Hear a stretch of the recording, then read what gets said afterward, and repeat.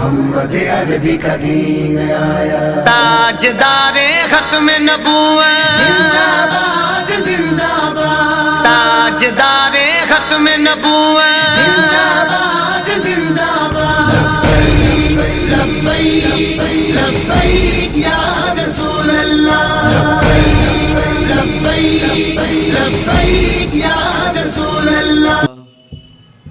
الحمد لله الحنان المنان الذي خلق الإنسان وعلمه البيان، والصلاة والسلام على رسوله سيد الإنس والجان وعلى آله وأصحابه ذوي الخير والإحسان، أما بعد، فأعوذ بالله من الشيطان الرجيم، بسم الله الرحمن الرحيم، تلك الرسل فضلنا بعضهم على بعض، منهم من كلم الله ورفع بعضهم درجات، إلى آخر هذه الآية۔ صدق الله مولانا العظيم، وبلغنا رسوله النبي الأمين المتين المختار الكريم، ونحن على ذلك لمن الشاهدين والشاكرين، والحمد لله رب العالمين۔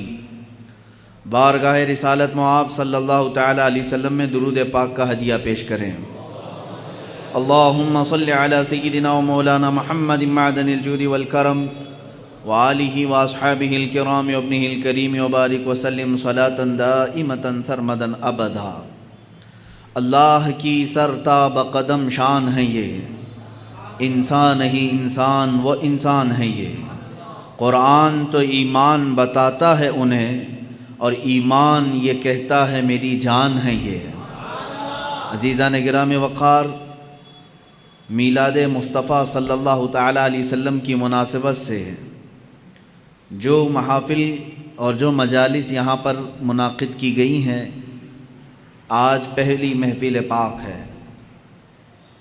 رسول کریم صلی اللہ تعالیٰ علیہ وسلم کی مولود پاک کی نسبت سے ہم جو محفل منعقد کرتے ہیں، سب سے پہلے میں آپ کو یہ بتا دوں اس کا فائدہ کیا ہے۔ برکات، رحمات یہ سب اترتی ہی ہیں، ثواب اپنی جگہ پر، لیکن ایک بڑا فائدہ یہ ہوتا ہے کہ اگر عشق رسالت معاب صلی اللہ تعالیٰ علیہ وسلم کی شمع مدھم ہونے لگتی ہے تو ان مجالس پاک سے وہ روشنی دوبالا ہو جاتی ہے، حضور کی امت حضور پاک صلی اللہ علیہ وسلم سے قریب ہو جاتی ہے۔ یہ مناسبتوں کے ذریعے ہمیں میرے آقا صلی اللہ تعالیٰ علیہ وسلم کی سیرت پاک پر بیان کرنے کا اور آپ سب کو سننے کا موقع ملتا ہے۔ ہر نوجوان بلکہ ہر بچہ اور ہر بوڑھا رسول کریم صلی اللہ تعالیٰ علیہ وسلم کے اخلاق و کردار کو سنتا ہے اور اس نبی پاک سے محبت کا جذبہ اس کے دل میں بڑھتا جاتا ہے۔ اس لیے کہ امام غزالی رحمۃ اللہ تعالیٰ علیہ نے اپنے ملفوظات میں ارشاد فرمایا، آپ سے جب سوال ہوا کہ امت جب قسم پرسی کے عالم میں ہو، امت کے اوپر برا وقت آئے تو اس کا علاج کس طرح سے کیا جائے، تو آپ نے فرمایا انہیں محبت رسول اور عشق رسول میں اور بڑھا دیا جائے۔ پوچھا گیا یہ کیسے ممکن ہے؟ محبت رسول اور عشق رسول کوئی ایسا تیل ہے کہ جو ڈال دیں تو آدمی اس سے بڑھ جائے، اس کی محبت میں اضافہ ہو جائے؟ آپ نے فرمایا دو چیزوں سے اس کے دل میں محبت رسول بڑھ جاتی ہے۔ پہلی چیز یہ ہے کہ وہ درود مبارکہ کی کثرت کرے، دوسری چیز یہ ہے کہ وہ سیرت مصطفیٰ کو زیادہ سے زیادہ پڑھے یا سنے۔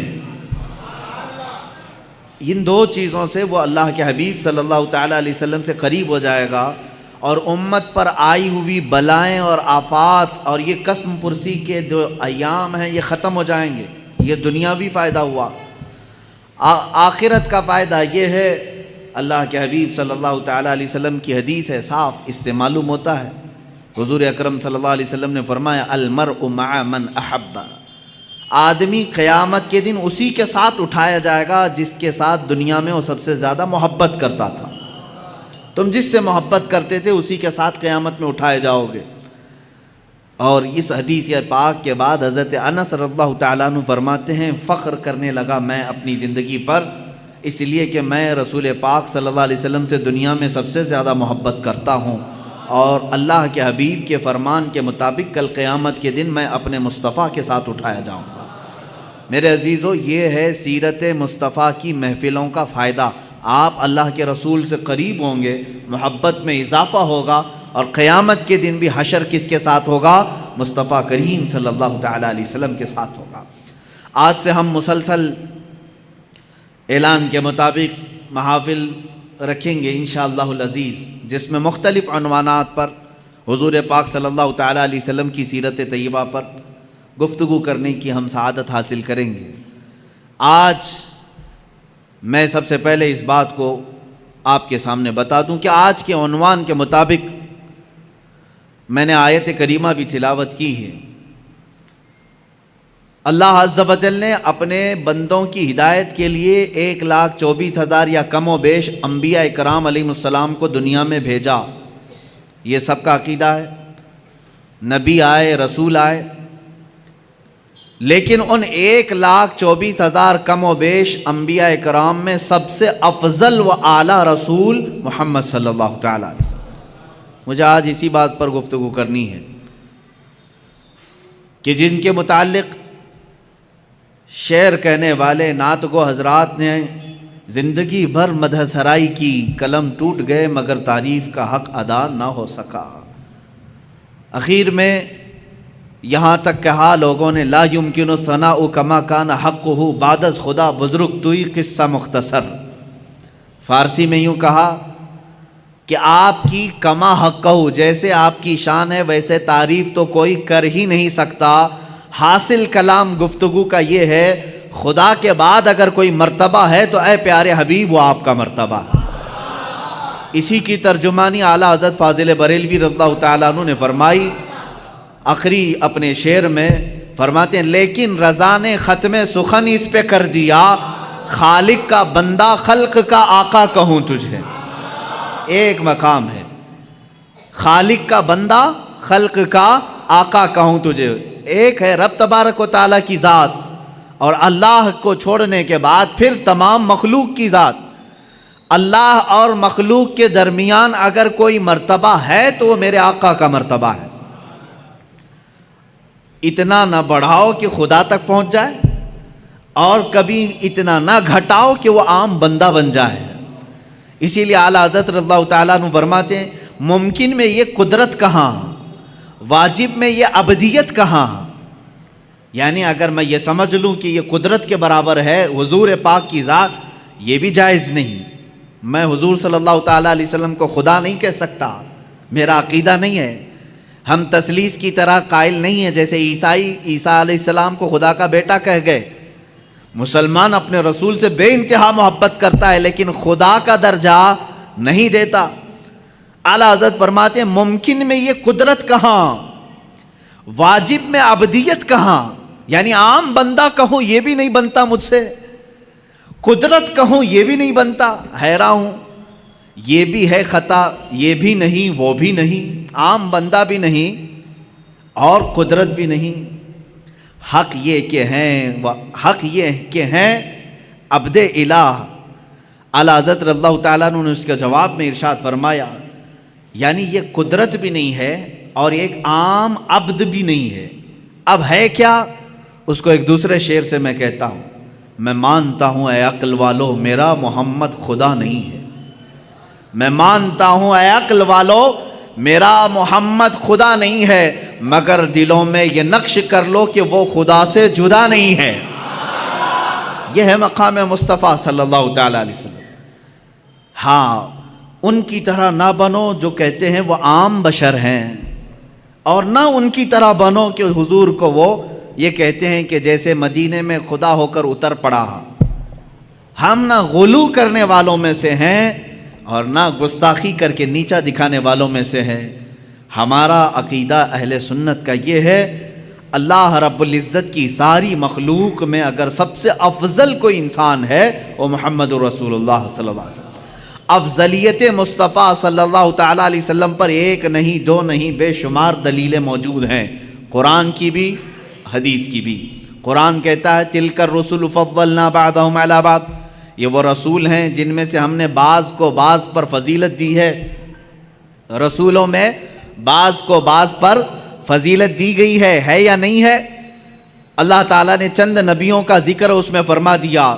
جیسے اللہ تعالیٰ فرماتا ہے موسیٰ علیہ السلام سے اللہ نے بات فرمایا، ان کو کلام کرنے کا معجزہ دیا. وَكَلَّمَ اللَّهُ مُوسَىٰ تَكْلِيمًا، اللہ نے موسیٰ سے کلام کیا. عیسیٰ علیہ السلام کے متعلق فرمایا وہ روح القدس کے ذریعے سے ان کی مدد کی. عیسیٰ علیہ السلام کو اللہ تعالیٰ نے بعض نبیوں پر مقام بلند فرمایا. ابراہیم علیہ السلام کے متعلق قرآن کہتا ہے وَاتَّخَذَ اللَّهُ إِبْرَاهِيمَ خَلِيلًا، اللہ نے ابراہیم کو خلیل بنایا. خلیل کس کو کہتے ہیں؟ دوست کو. خلیل کس کو کہتے ہیں؟ دوست کو کہتے ہیں. اسی طرح بعض انبیاء کرام علیہ السلام کے متعلق قرآن میں آیا ہے. اور ہم جب انبیاء کے نام لیتے ہیں تو دیکھیں میں آپ کو گناتا ہوں. سیدنا آدم صفی اللہ کہتے ہیں، اللہ کے وہ صفی ہیں. سیدنا نوح نجی اللہ کہتے ہیں، اللہ کے وہ نجی ہیں. حضرت ابراہیم علیہ السلام کے نام کے ساتھ سیدنا ابراہیم خلیل اللہ، سیدنا اسماعیل ذبیح اللہ، سیدنا موسیٰ کلیم اللہ، سیدنا داؤد خلیفۃ اللہ، سیدنا عیسیٰ روح اللہ. اللہ کے یہ کچھ نہ کچھ ہیں. کوئی اللہ کا صفی ہے، کوئی اللہ کا نجی ہے، کوئی اللہ کا خلیل ہے، کوئی اللہ کا ذبیح ہے، کوئی اللہ کا صدیق ہے، کوئی اللہ کا خلیل ہے، کوئی اللہ کا روح ہے. لیکن جب میرے آقا صلی اللہ تعالیٰ علیہ وسلم کے لیے اللہ نے فرمایا تو کیا فرمایا؟ محمد صلی اللہ تعالیٰ علیہ وسلم حبیب اللہ. یہ کیا ہے؟ اللہ کے حبیب. ایک ورڈ ایسا ہے حبیب کا جو کسی دوسرے نبی کے لیے نہیں آیا. حبیب کسے کہتے ہیں؟ خلیل دوست ہو گیا، صفی چنا ہوا، نجی شرافت میں ہے، اور دیگر انبیاء کی جو صفات ہیں وہ اپنی جگہ پر ہے. حبیب کہتے ہیں محبت کا وہ درجہ جس کو اعلیٰ حضرت رحمۃ اللہ تعالیٰ علیہ نے اپنے شعر میں یوں فرمایا، میں تو مالک ہی کہوں گا کہ ہو مالک کے حبیب. میں تو مالک ہی کہوں گا آپ کو یا رسول اللہ، میں تو آپ کو مالک ہی کہوں گا کہ ہو آپ مالک کے حبیب. کیونکہ جو حبیب ہوتا ہے اور جو محب ہوتا ہے دونوں کے درمیان کیا معاملہ ہوتا ہے؟ مثال کے طور پر میں اگر کسی سے محبت کر رہا ہوں تو محبت کا تقاضا یہ ہے کہ یہ میرا موبائل ہے، یہ میرا ہے. لیکن جب میرا حبیب سامنے ہوگا تب میں یہ نہیں کہوں گا یہ میرا ہے. یہاں میرا تیرا نہیں ہوتا. جو میرا ہے وہ اس کا ہے، جو اس کا ہے وہ میرا ہے. حبیب میں یہ نسبت ہوتی ہے، خلیل میں نہیں، صدیق میں نہیں. حبیب میں یہ نسبت ہوتی ہے جو میرا ہے وہ میرے حبیب کا ہے، اور جو حبیب کا ہے وہ میرا ہے. اب اعلیٰ حضرت کا شعر پڑھو تو سمجھ میں بھی آئے اور مزہ بھی آئے. فرماتے ہیں میں تو مالک ہی کہوں گا یا رسول اللہ کہ ہو آپ مالک کے حبیب، یعنی محبوب و محب میں نہیں میرا تیرا. محبوب و محب میں نہیں میرا تیرا، اس میں میرا تیرا نہیں ہوتا. تو جہاں حبیب کی بات آتی ہے وہاں میرا اور تیرا نہیں ہوتا. عزیزان گرامی وقار، حضور پاک صلی اللہ تعالیٰ علیہ وسلم کی افضلیت اس سے ہے کہ آپ کو صرف مخلوق میں یعنی عام انسانوں میں افضل اللہ نے نہیں بنایا، بلکہ انبیاء کرام علیہ السلام میں بھی افضل بنایا. اتنا ہی نہیں بلکہ رسول اعظام اور فرشتگان جو اللہ کے مقرب فرشتے ہیں ان سے بھی افضل بنایا. حضور صلی اللہ تعالیٰ علیہ وسلم کو ان سے بھی افضل بنایا. یہ باقی رہے مخلوقات، جنات ہوں، حیوانات ہوں، یہ تمام چیزیں اپنی جگہ پر، لیکن اللہ کے جو مقرب فرشتے ہیں، جو حاملان عرش ہیں، اللہ کے عرش کو اٹھائے ہوئے ہیں، جو نبیوں تک پیغام لانے والے ہیں، جو پورے کائنات کے لیے آسمان سے بارشیں برسانے اور پانی پہنچانے کا نظام سنبھالتے، ان تمام ملائکہ سے اللہ تعالیٰ نے اپنے نبی کو مکرم بنایا، معظم پیدا فرمایا، افضل بنایا ہے. اس کی کئی دلیلیں اور کئی مثالیں میں آپ کو بتا دوں. حضور پاک صلی اللہ تعالیٰ علیہ وسلم کی افضلیت دیکھیں. اعلیٰ حضرت رحمۃ اللہ تعالیٰ علیہ کے اشعار یہاں پر ہمیں بار بار یاد آتے ہیں. وہ جہنم میں گیا جو ان سے مستغنی ہوا. مستغنی کہتے ہیں جو یہ کہے نہیں مجھے رسول کی کوئی ضرورت نہیں، مستغنی کہتے ہیں. اس کو کہتے ہیں جو یہ کہے بے نیاز ہوں میں. وہ جہنم میں گیا جو ان سے مستغنی ہوا ہے خلیل اللہ کو حاجت رسول اللہ کی۔ انبیاء کرام علیہ السلام کو رسول اللہ کی حاجت رہی ہے۔ کیسے؟ اب شروع سے چلتا ہوں میں۔ سب سے پہلے انسان، سب سے پہلے نبی، سب سے پہلے رسول آدم علیہ الصلاۃ والتسلیم ہے۔ جب آدم علیہ الصلاۃ والتسلیم کی پیدائش ہوئی، ولادت ہوئی، تو جانتے ہیں آپ ولادت کے احوال اور قوائف پڑھیں تو تفاسیر میں یہ بات ملتی ہے کہ زمین سے مختلف علاقوں کی مٹی لائی گئی، فرشتوں نے لا کر کے گوندھا، جنت کے پانی سے اسے گوندھا گیا، اور اس کے بعد ایک شکل بنائی گئی۔ شکل بنانے کے بعد یہ تو جسم کی شکل ہوئی، اللہ رب العزت نے اب اس میں روح ڈالنی تھی۔ روح کیا چیز ہے؟ قرآن میں اللہ تعالیٰ نے فرمایا روح جو ہے یہ اللہ کا نور ہے، اللہ کا امر ہے۔ یسألونک عن الروح قل الروح من امر ربی، اللہ نے فرمایا کہ روح جو ہے اللہ کا حکم ہے یا اللہ کا نور ہے۔ نور جب یہ جسم میں ڈالنا ہوا، کس میں؟ آدم علیہ السلام کے جسم پاک میں، جس کو فرشتوں نے گوندھا تھا مٹی سے اور پانی سے، اور اس کو آگ سے تپا کر کے گرم کیا گیا تھا۔ 4 عناصر اس کے اندر رکھے گئے تھے۔ اب آدم علیہ السلام کے روح ڈالنی تھی جسم کے اندر، تو بزرگان دین نے لکھا ہے کہ روح کو ڈالا گیا، روح باہر آ گئی، کیونکہ روح نور ہے اور جسم مٹی سے بنا ہوا اندھیرا ہے۔ اندھیرا اور نور ایک جگہ جمع نہیں ہوتے، نور آیا تو اندھیرا نہیں ہوگا، اور اندھیرا ہے تو اس کا مطلب نور نہیں ہے۔ روح کا اور جسم کا ملاپ کیسے ہو؟ روح باہر آئی، پھر ڈالا گیا، وہ باہر آئی، روح کہنے لگی کہ مولا اس میں گھبراہٹ ہے، اندھیرا ہے، روح کو اس میں قرار پانا ہے۔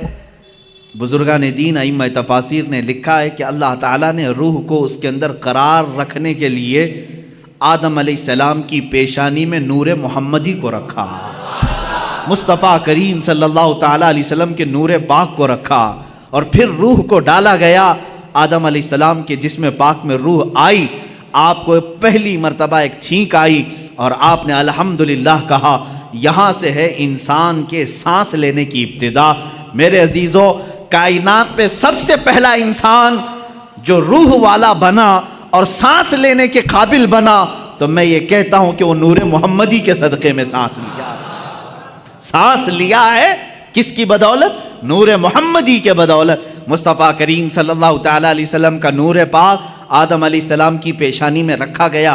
اب یہ نور جو ہے منتقل ہوتے ہوئے میرے آقا صلی اللہ علیہ وسلم کے والد ماجد تک آیا ہے۔ انشاءاللہ العزیز جب موقع آئے میلاد پاک کا، میں اس نور کے منتقل ہونے کی کیفیت کو بھی عرض کروں گا۔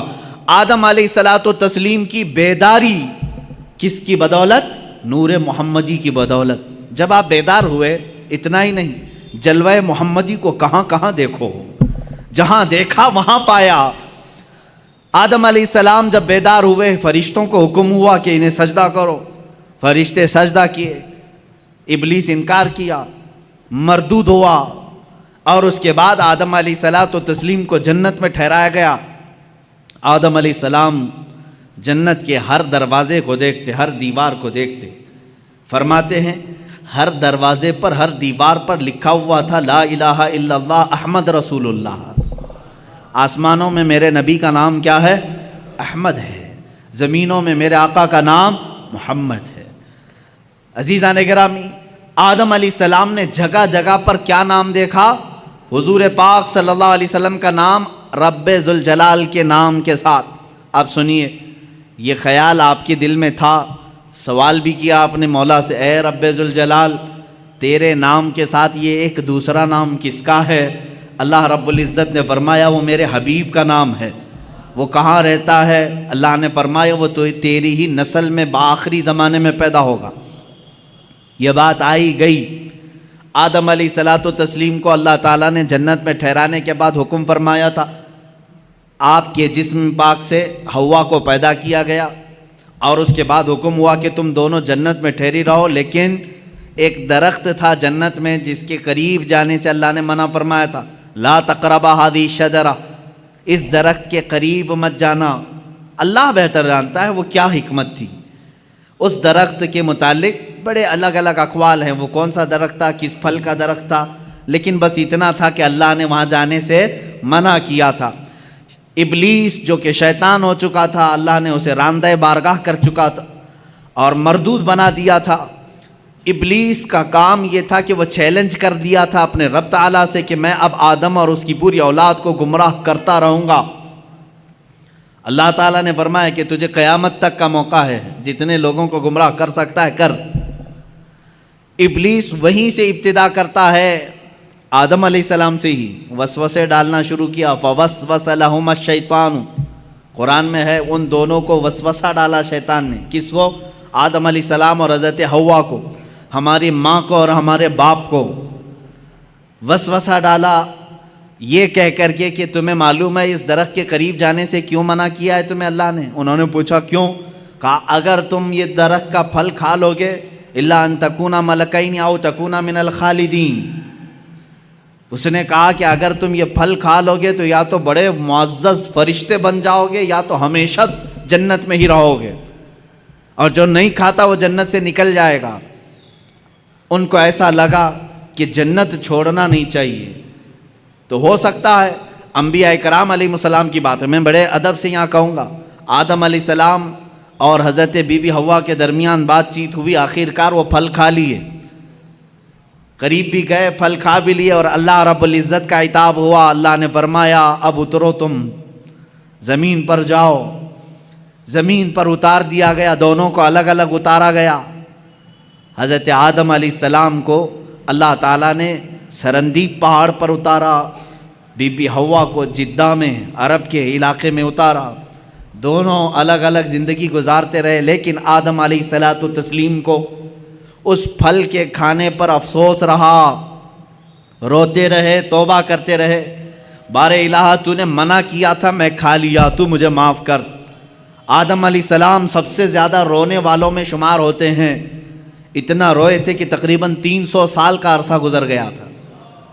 آدم علیہ السلام نے بے انتہا آہو بکا کی اللہ کی بارگاہ میں۔ اب مجھے جو بات عرض کرنی ہے یہ پورے واقعے میں وہ اب حاصل کلام یہ ہے، آدم علیہ السلام 300 سال روتے رہے، جنت میں رہے، جنت سے اترے، زمین پر آئے، 300 سال رہے، روتے رہے، اللہ کی طرف سے کوئی پیغام نہیں، توبہ قبول ہوئی نہیں ہوئی اس کے متعلق کوئی اشارہ نہیں۔ 300 سال کے بعد خود اللہ قرآن میں فرماتا ہے ہم نے آدم کے دل میں ایک بات ڈال دی۔ وہ بات کیا تھی؟ فَتَلَقَّى آدَمُ مِن رَبِّهِ كَلِمَاتٍ، اللہ نے اپنے آدم علیہ السلام نے اپنے رب سے کچھ کلمات سیکھ لیے۔ وہ کلمات کیا تھے؟ آدم علیہ السلام 300 سال پہلے کی بات یاد کرنے لگے، جب اللہ نے میرے جسم میں روح ڈالی اور روح سے میں بیدار ہوا، جنت کی ہر کھڑکی ہر دروازے پر میں نے ایک نام دیکھا تھا میرے خدا کے نام کے ساتھ، یہ بات یاد آئی، وہی کلمہ یاد آیا، وہی کلمہ یاد آیا جو جنت کی ہر در و دیوار پر لکھا ہوا تھا۔ تب آپ نے عرض کیا اے مولا، جس کا نام تو نے اپنے نام پاک کے ساتھ لکھا ہے، اگر وہ تیرا محبوب ہے تو اس کی بدولت میری توبہ کو قبول فرما لے۔ اللہ رب العزت نے فوراً جبرائیل امین کو بھیجا اور فرمایا فتاب علیہ، اللہ نے تمہاری توبہ قبول کر لی۔ اللہ توبہ کے قبول ہونے میں اتنی سرعت، اتنی جلدی، اتنی تیزی اگر کسی نام کی وجہ سے ہے تو محمد عربی صلی اللہ علیہ وسلم کی۔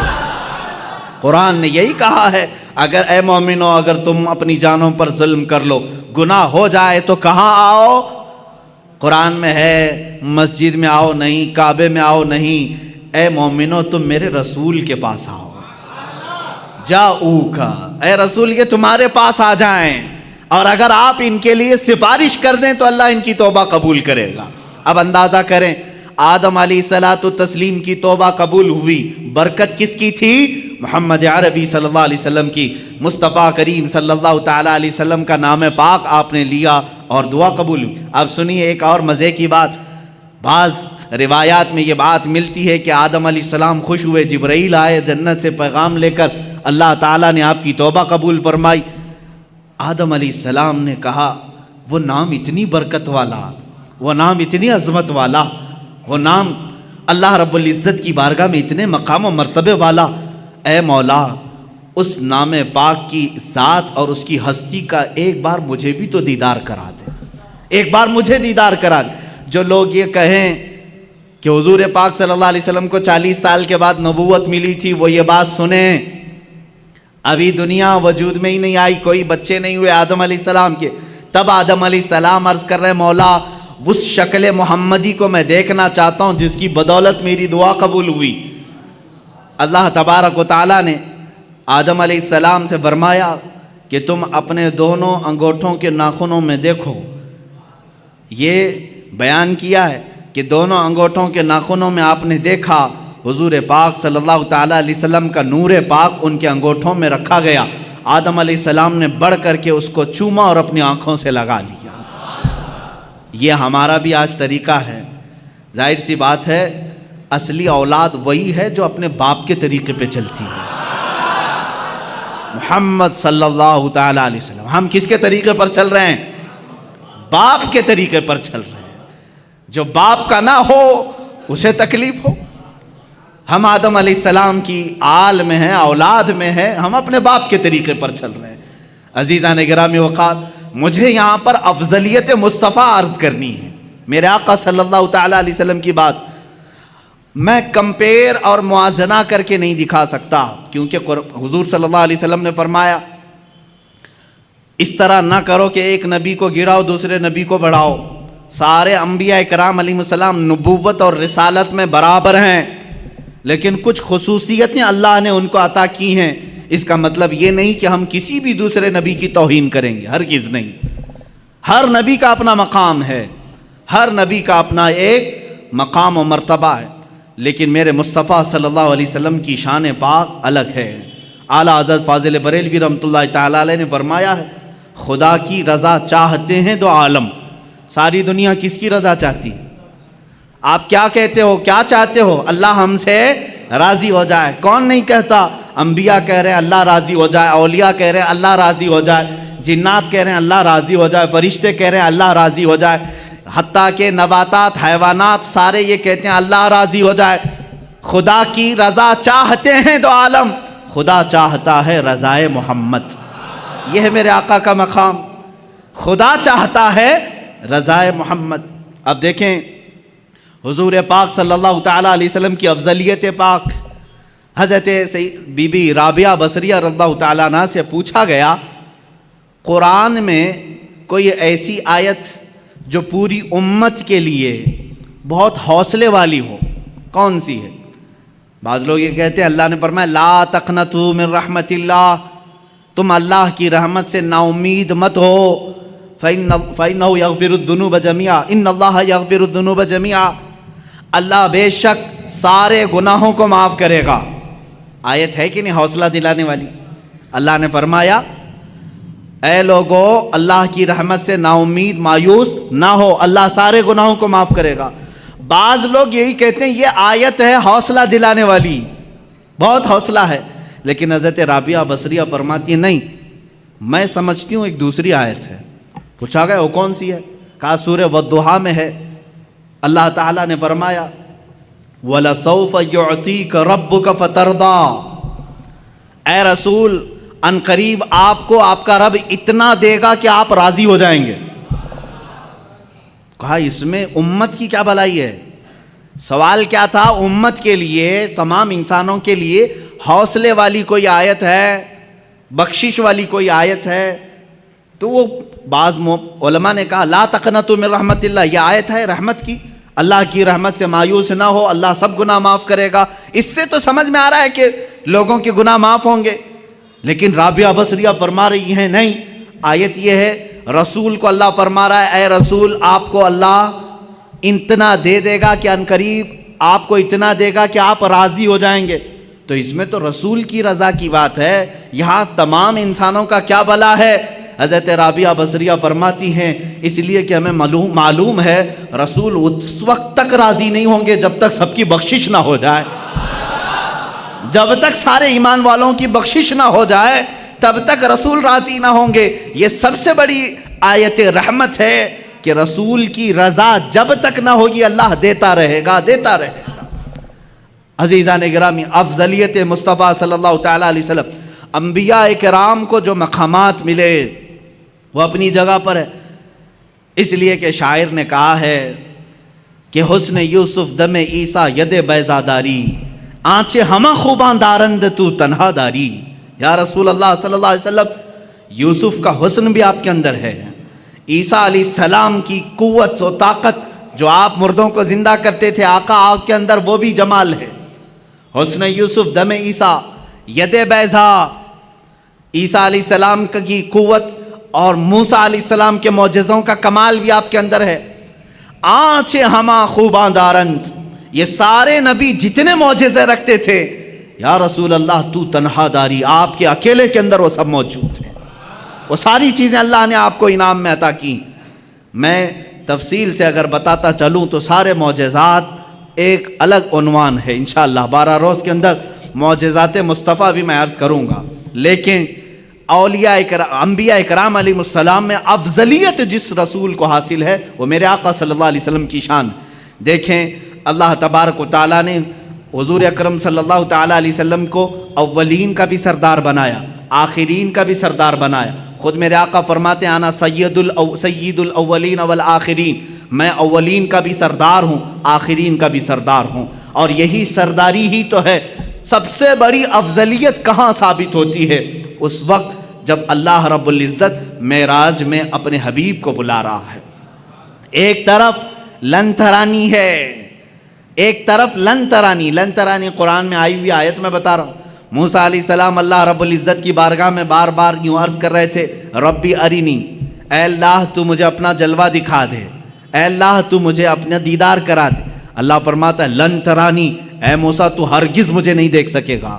لن عربی میں تاکید کے لیے آتا ہے، نفی تاکید، کہ تم ہرگز نہیں دیکھ سکو گے۔ کس کو کہا جا رہا ہے؟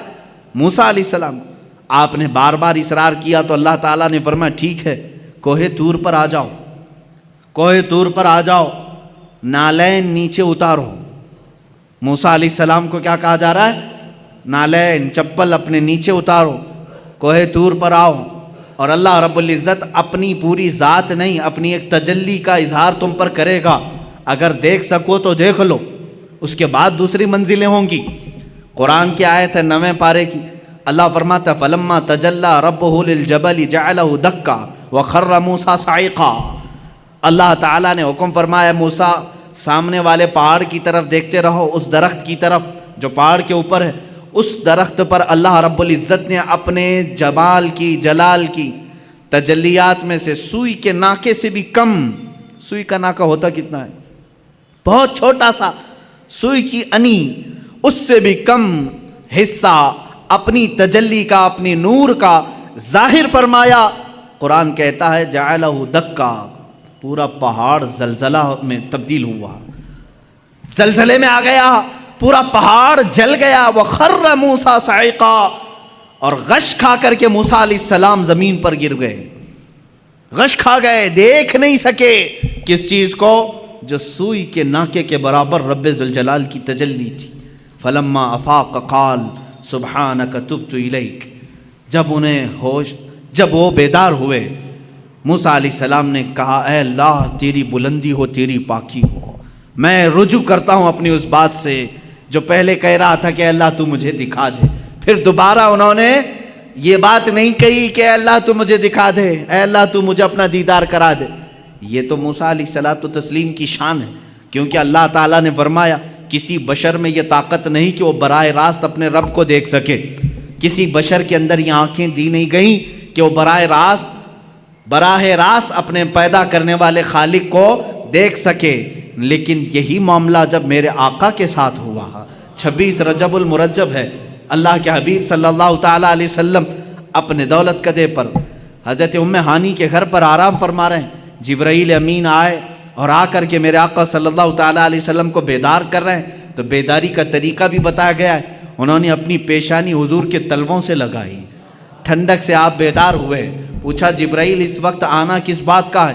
جبرائیل نے کہا اللہ تعالیٰ آپ کو آسمانوں کی سیر کرانا چاہتا ہے، جنت، دوزخ، عرش، کرسی، لوح و قلم کے دیدار کرانا چاہتا ہے۔ اے رسول گرامی وقار، آج آپ کی معراج کا وقت ہے، آپ کی معراج کی شب ہے، اللہ تعالیٰ آپ کو اپنی زیارت کرانا چاہتا ہے۔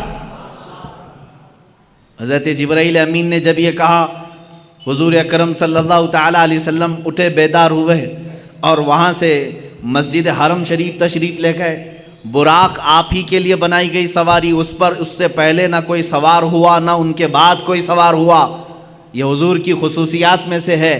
براق کی تیز رفتاری ایسی تھی جہاں تک ایک نگاہ پہنچتی ہے وہاں اس کا پہلا قدم ہوتا تھا۔ براق کی تیز رفتاری، رسول کریم صلی اللہ تعالیٰ علیہ وسلم اس پر جلوہ فرما ہو کر آسمانوں کے سفر پر گئے، لیکن اس سفر میں میرے آقا کی افضلیت تمہیں جگہ جگہ میں بتاؤں۔ اللہ اکبر، حرم پاک سے مسجد اقصی تک کا سفر تو قرآن میں اللہ نے بیان کیا ہے۔ سبحان الذی اسری بعبدہ لیلا من المسجد الحرام الی المسجد الاقصی، پاک ہے وہ ذات جس نے اپنے بندے کو رات کے ایک چھوٹے سے وقت میں مسجد حرم سے مسجد اقصی تک کا سفر کرایا۔ مسجد اقصی کسے کہتے ہیں؟ بیت المقدس جو فلسطین میں ہے، جو ہمارا قبلہ اول ہے، پہلے ہم اسی کی طرف منہ کر کے نماز پڑھتے ہیں۔ حضور پاک صلی اللہ تعالیٰ علیہ وسلم مسجد اقصی گئے تو سفر کے درمیان یہاں مسجد اقصی آنے کا کیا مطلب ہے، کیا وجہ ہے؟ یہاں آئے حضور پاک صلی اللہ تعالیٰ علیہ وسلم تو دیکھا آپ تنہا نہیں تھے۔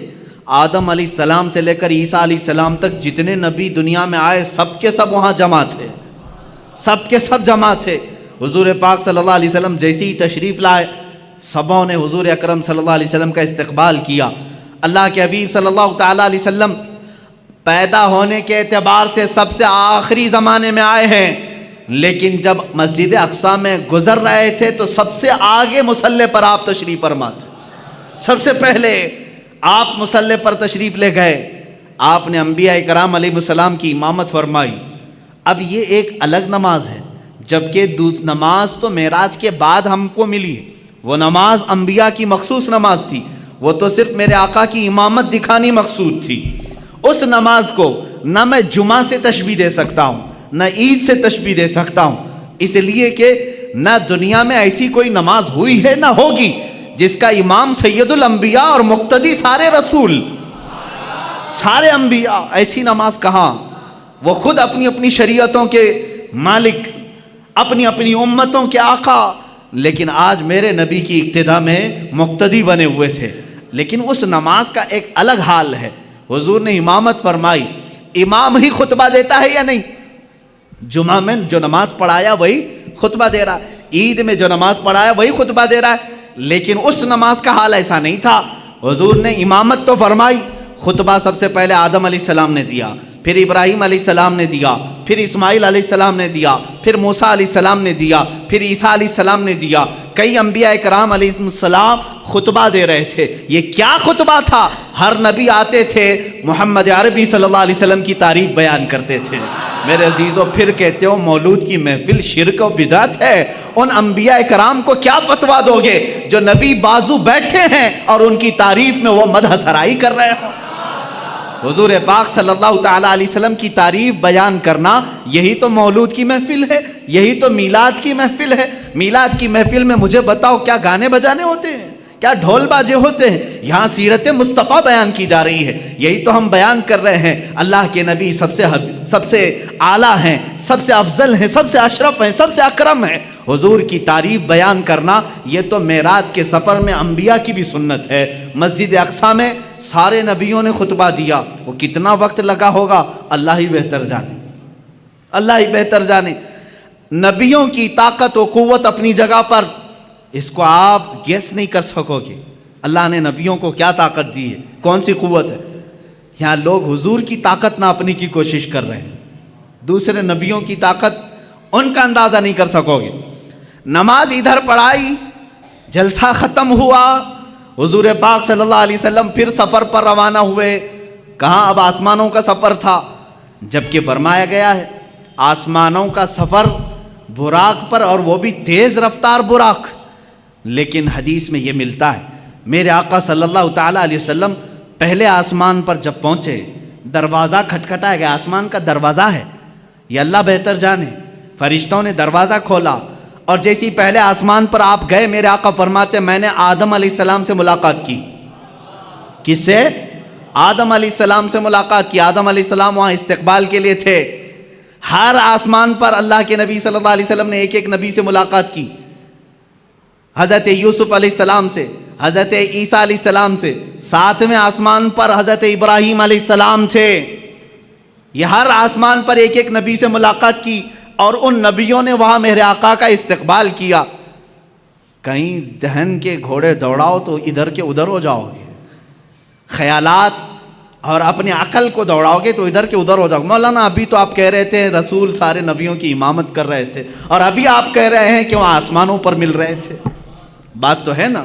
ہاں, تو مجھے تو ظاہر واضح کرنا ہی پڑے گا. ہاں یقیناً مسجد اقصیٰ میں امامت میرے آقا کر رہے تھے, نبی اقتدا کر رہے تھے, اور آسمانوں میں بھی انبیاء پہنچے تھے. حضور پاک صلی اللہ تعالیٰ, اب یہاں کہیں ایسی تو بات نہیں کہ حضور کی رفتار دھیمی ہے اور دوسرے نبیوں کی رفتار اور تیز ہے, وہ پہلے پہنچے ہوئے ہیں حضور سے.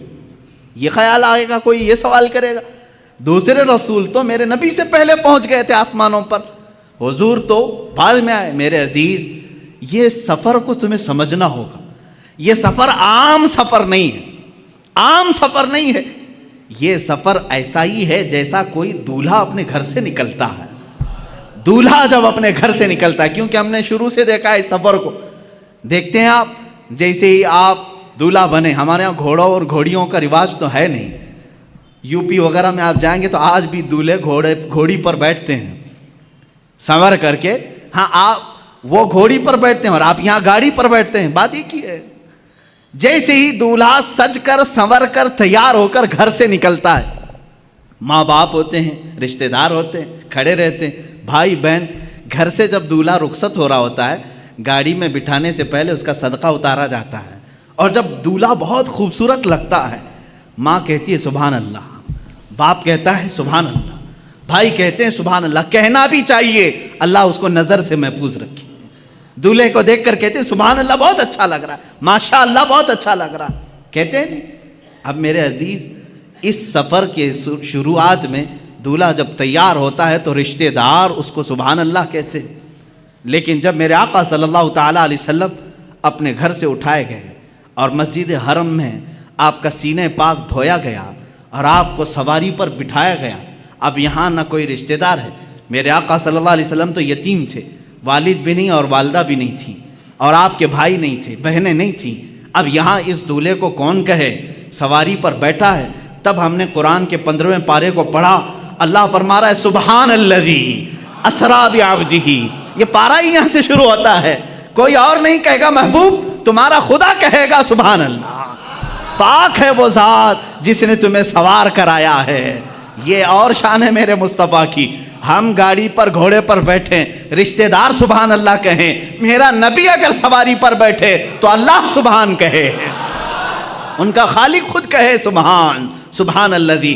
یہ سفر جو ہے باراتی اور دولہوں کا ہے. کبھی آپ نہیں دیکھتے کہ یہاں پر بھائی بہن سب تو دیکھ رہے تھے گاڑی پر بیٹھنے کے بعد, لیکن جب دولہا حال میں پہنچا ہے تو وہاں دیکھا یہی بھائی یہی بہنیں سب پہلے سے پہنچے ہوئے ہیں. کیوں؟ اس لیے کہ دولہے کا استقبال کرنا ہے.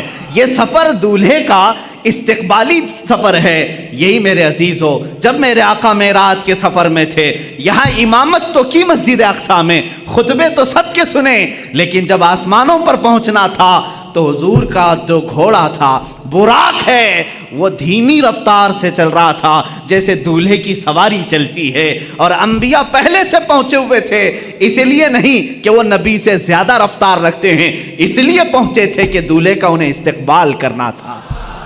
یہ سفر کی حکمت ہے. میرے آقا صلی اللہ تعالیٰ علیہ وسلم کی یہ شان, آپ کی افضلیت ہر نبی نے تسلیم کی. قرآن نے خود ان نبیوں سے وعدہ لیا ہے. عزیزان گرامی وقار, اسی سفر میں آپ کو یہ بھی بتا دوں, اللہ کے حبیب صلی اللہ تعالیٰ علیہ وسلم آسمانوں کا سفر کیے, جنت آپ کو دکھائی گئی, دوزخ کے نظارے کروائے گئے, اور اس کے بعد ایک مقام ایسا آیا سدرہ کے بعد, جبرائیل امین نے کہا اب جائیں, آپ کا سفر ہے. جہاں سے جبرائیل کا بھی سفر نہیں تھا, رسول کریم صلی اللہ علیہ وسلم وہ پہلے شخص ہیں جنہوں نے سدرہ کے آگے کا سفر کیا.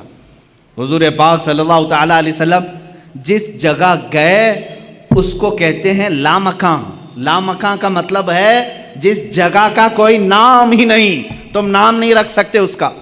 جنت کا ایک نام ہے، دوزخ کا ایک نام ہے، عرش کا ایک نام ہے، کرسی ایک نام ہے. حضور نے اس جگہ کا سفر کیا جس کو لامکا کہتے ہیں، اس کا نام ہی نہیں. اب ہم نام نہیں رکھ سکتے اس جگہ کا. وہ کہاں ہے یہ وہی جانے جو سفر کیا ہو یا جس نے سفر کرایا ہو. اللہ رب العزت نے اپنے قرب کی منزلوں سے آپ کو ہمکنار فرمائے. یہاں تک کہ میرے آقا صلی اللہ تعالیٰ علیہ وسلم معراج کی شب ارشاد فرماتے ہیں میں نے اپنے ماتھے کی آنکھوں سے اپنے رب کی تجلیات کو دیکھا، اللہ رب العزت کی ذات کو دیکھا. کیسے دیکھا؟ دور سے دیکھا. بلکہ قرآن کہتا ہے فَكَانَ قَابَ قَوْسَيْنِ أَوْ أَدْنَىٰ. یہ سورہ نجم کی آیتیں. کان قاب قوسین او ادنا. قوسین کہتے ہیں تیر، معلوم ہے بان اور تیر جو یہاں پر ہوتی ہے. فرمایا قرآن نے دو کمان کے اندر تیر رکھ کر کے مارتے ہیں نا، دو کمانوں سے کم کا فاصلہ تھا، اتنے قریب میرا حبیب آیا. اور کیسے دیکھا؟ موسیٰ علیہ السلام نے کوہ طور پر جو دیکھا وہ بہت چھوٹی سی تجلی تھی. اور کیسے ابھی پورا دیکھ ہی نہیں پائے تھے، پلک جھپک رہے تھے، تبھی غش کھا کر گرے. اور اللہ کے حبیب صلی اللہ علیہ وسلم کیسے دیکھے؟ نبی سے نہیں، قرآن سے ہی پوچھیں. سورہ نجم میں اللہ فرماتا ہے ما زاغ البصر وما طغى. ایسا دیکھا حبیب نے کہ نہ کبھی آنکھ جھپکی نہ پلٹی، اپنے رب کو دیکھتے رہے. لقد رأى من آیات ربہ الکبریٰ. اپنے رب کی نشانیوں کو دیکھتے رہے جیسے پوری آنکھیں کھلی رکھ کر کے کوئی دیکھتا ہے. کون یہ؟ کس نے دیکھا؟ یہ موسیٰ سے پوچھے کوئی. کس نے دیکھا؟ یہ موسیٰ سے پوچھے کوئی. آنکھ والوں کی ہمت پہ لاکھوں صلاح. اسی لیے میرے اعلیٰ حضرت نے فرمایا ہے اب رسول پاک صلی اللہ تعالیٰ علیہ وسلم نے ذات خداوندی کو اپنے ماتھے کی آنکھوں سے دیکھا تھا. اب یہاں موسیٰ علیہ السلام کے دربار میں پھر آتا ہوں. موسیٰ علیہ السلام نے بہت چھوٹی تجلی دیکھی، لیکن کمال اتنی تجلی دیکھنے کے بعد بھی یہ کمال تھا کہ روایات یہ بتاتی ہیں موسیٰ علیہ السلام کی اب آنکھ میں آنکھ ڈال کر کے کوئی دیکھ نہیں سکتا تھا، اتنا جلال تھا، اتنا جلال تھا. اور موسیٰ علیہ السلام فرماتے ہیں رات کے اندھیرے میں 3 میل دور، 3 میل کا مطلب وہ 4.5 کلومیٹر، 4.5 کلومیٹر دور تک اگر کسی پتھر پر کوئی کالی چیونٹی چل رہی ہو، موسیٰ علیہ السلام فرماتے ہیں میں اس کو آرام سے دیکھ سکتا ہوں. 3 میل دور رات کے اندھیرے میں کالی چیونٹی کسی کالے پتھر پر رینگ رہی ہو، موسیٰ علیہ السلام فرماتے ہیں میری آنکھیں اسے آرام سے دیکھ سکتی ہیں. یہ جلوہ تھا اس ہلکی سی تجلی کو دیکھنے کا، اس ہلکی سی تجلی کو دیکھنے کا. اور جس نے سراپا خدا کی ذات کو دیکھا اس کی آنکھوں کے نور کا حال کیا ہوگا. اسی لیے میرے اعلیٰ حضرت نے فرمایا اور کوئی غیب کیا تم سے نہاں ہو بھلا، جب نہ خدا ہی چھپا تم پہ کروڑوں درود. اعلیٰ حضرت رحمۃ اللہ تعالیٰ علیہ نے فرمایا ہے یا رسول اللہ دل فرش پر ہے تیری نظر، سر عرش پر ہے تیری گزر، دل فرش پر ہے تیری نظر، ملکوت و ملک میں نہیں کوئی شے وہ جو تجھ پہ آیا نہیں. کون سی ایسی چیز ہے جو رسول پاک سے چھپی ہوئی ہے؟ موسیٰ علیہ السلام جب رات کے اندھیرے میں 3 میل دور دیکھ سکتے ہیں تو اے سنیوں کیا ہمارا یہ عقیدہ نہیں ہو سکتا 4000 کلومیٹر دور مدینہ طیبہ سے ہمارا آقا ہم غلاموں کو دیکھ رہا ہے، محفل پاک کو ہماری وہ ملاحظہ فرما رہے ہیں. عزیزان گرامی وقار رسول کریم صلی اللہ تعالیٰ علیہ وسلم کی افضلیت پاک انبیاء کرام علیہ السلام کی زندگیوں سے. اب پھر میں موسیٰ علیہ السلام ہی کی بات کروں. جب آپ سنتے ہوں گے معراج کے واقعات تو یہ بات تو ضرور سنتے ہوں گے 50 نمازیں دی گئی تھی حضور کو امت کے لیے تحفہ، لیکن کم کس نے کرایا؟ موسیٰ علیہ السلام نے. یہ 4تھے آسمان پر یا 5ویں آسمان پر ملتے تھے. حضور پاک صلی اللہ تعالیٰ علیہ وسلم سے ملاقات ہوئی، رب تعالیٰ کے متعلق پوچھا، کہا آپ کی امت یہ 50 نمازیں نہیں پڑھ سکے گی، کم کرائیں. 5 کم ہوئی، 5 کم ہوئی، 5 کم ہوئی، 9 مرتبہ میرے آقا گئے. کہاں پر؟ اپنے رب کی بارگاہ میں 9 مرتبہ. یہاں سب پہلے سے طے تھا نمازیں بچنی 5 ہی ہیں. اللہ کو تو معلوم تھا، اللہ رب العزت قادر مطلق ہے. یہ 9 مرتبہ گھومنے پھرنے کا معاملہ کیا ہے؟ اوج پر جانا میرے حضور کا ہے. حضور پاک صلی اللہ تعالیٰ علیہ وسلم بار بار جا رہے ہیں. موسیٰ علیہ السلام کو جب معلوم تھا کہ یہ امت 5 سے زیادہ نہیں پڑھ سکتی تھی تو جب 50 حضور لے آئے تھے سیدھے کہہ دیتے اے رسول جائیں ڈائریکٹ 45 کم کرا کے آ جائیں. موسیٰ علیہ السلام نے ایک بار بھی نہیں کہا اور کم کرائیں. کتنا؟ یہ نہیں، اور کم کرائیں اور کم کرائیں. 5 بچے رہ گئے جبکہ موسیٰ علیہ السلام اب بھی کہہ رہے تھے اور کم کرائیں. یہ حدیث پاک میں اللہ کے نبی صلی اللہ علیہ وسلم نے آخر میں فرمایا اب مجھے حیا آتی ہے کم کرانے میں. حضور نے آخر میں فرمایا. اب اس کی حکمت جو سیرت نگار بزرگان دین ہیں فرماتے ہیں بات در حقیقت نمازوں کے کم کرانے کی نہیں تھی. موسیٰ علیہ الصلوۃ والتسلیم جو کوہ طور پر جلوہ دیکھ نہ سکے تھے وہ نگاہ مصطفیٰ میں دیکھ رہے تھے. میرے آقا صلی اللہ تعالیٰ علیہ وسلم کی نگاہوں میں دیکھ رہے تھے. تازہ تازہ جلوہ ہے، ابھی رب کو دیکھ کر یہ بندہ آیا ہے. اللہ رب العزت کا خصوصی بندہ، اس کا حبیب، اس کا محبوب ابھی یہ جلوہ دیکھ کر آیا ہے. رب تبارک و تعالیٰ کے جلوے ان کی آنکھوں میں سمائے ہوئے تھے. موسیٰ علیہ السلام یہ کہتے ہیں کہ انہی جلووں کو ان آنکھوں سے دیکھ لوں، پھر بھیجتے کہ تازہ پھر دیکھ کر کے آئیں گے، پھر میرے مولا کے جلوے ان کی آنکھوں میں دیکھنے کو ملیں گے. اسی لیے تو اعلیٰ حضرت نے فرمایا کس نے یہ دیکھا؟ موسیٰ سے پوچھے کوئی. آنکھ والوں کی ہمت پہ لاکھوں سلام. حضور پاک صلی اللہ تعالیٰ علیہ وسلم نے بھی موسیٰ علیہ السلام کو منع نہیں کیا بلکہ بار بار جاتے رہے، اس لیے کہ اپنے رب کا دیدار بار بار ہوتا رہا. اللہ نے بھی یہ نہیں فرمایا ایک ہی ساتھ کم کر دیا جائے، اس لیے کہ میرا حبیب بار بار آتا رہے. یہ نمازوں کے کم کرانے کا سلسلہ تو تھا لیکن ایک دوسرے کی محبت کا بھی معاملہ تھا. موسیٰ علیہ الصلوۃ والتسلیم جو جلوہ کوہ طور پر براہ راست نہ دیکھ سکے لیکن دیکھے تو کس کے ذریعے سے دیکھے؟ میرے مصطفیٰ کی نگاہوں کے ذریعے سے دیکھا. اسی لیے اعلیٰ حضرت نے فرمایا وہ جہنم میں گیا جو ان سے مستغنی ہوا ہے خلیل اللہ کو، میں کہتا ہوں ہے کلیم اللہ کو حاجت رسول اللہ کی، ہے کلیم اللہ کو حاجت رسول اللہ کی. ہر نبی کو رہی ہے میرے مصطفیٰ کی حاجت، ہر نبی کو رہی ہے میرے آقا صلی اللہ تعالیٰ علیہ وسلم کی حاجت. اور یہ بات آپ سنیں گے قیامت کے دن انشاءاللہ. اذهبوا الی غیری ہر نبی کہے گا اور سارے کہیں گے ایک ہی ہے جو آج سفارش کر سکتا ہے، تمہاری بھی کرے گا اور ہماری بھی کرے گا. وہ نام ہے محمد عربی صلی اللہ علیہ وسلم کا. عزیزان گرامی وقار، مصطفیٰ کریم صلی اللہ تعالیٰ علیہ وسلم کی افضلیت پاک. ابراہیم علیہ السلام کو اللہ نے خلیل بنایا لیکن اپنے نبی کو کیا بنایا؟ حبیب بنایا. اللہ کے رسول کیا ہیں؟ حبیب ہیں. اور ان کے بعد اب یہاں پر حضور پاک صلی اللہ تعالیٰ علیہ وسلم کے صبر کو لیں، شکر کو لیں، آپ کے تمام جلال موسوی کو، جمال عیسوی کو، حسن یوسفی کو لیں، سب چیزوں میں ایک نرالی شان دکھتی ہے. حسن کی بات آئی ہے تو عرض کروں، یوسف علیہ السلام کو حسن جو ہے معجزے میں ملا تھا. معجزہ کسے کہتے ہیں؟ معجزہ وہ جو عام انسان کی سمجھ میں نہ آئے، عام انسان کی سمجھ میں نہ آ سکے. یوسف علیہ السلام اتنے حسین تھے، اتنے حسین کہ لوگ یہ سمجھتے تھے، سوچتے تھے کیا انسان بھی ایسا ہو سکتا ہے؟ اتنا حسین. لوگ آج فلمیں بنا کر کے ان کا کیریکٹر دکھا رہے ہیں، تم کہاں سے یوسف کا ثانی لا سکو گے؟ نہیں پیدا کر سکو. بلکہ ان کے زمانے کے لوگ تو یہ کہتے تھے ہمیں تو یہ لگتا ہے فرشتہ ہے.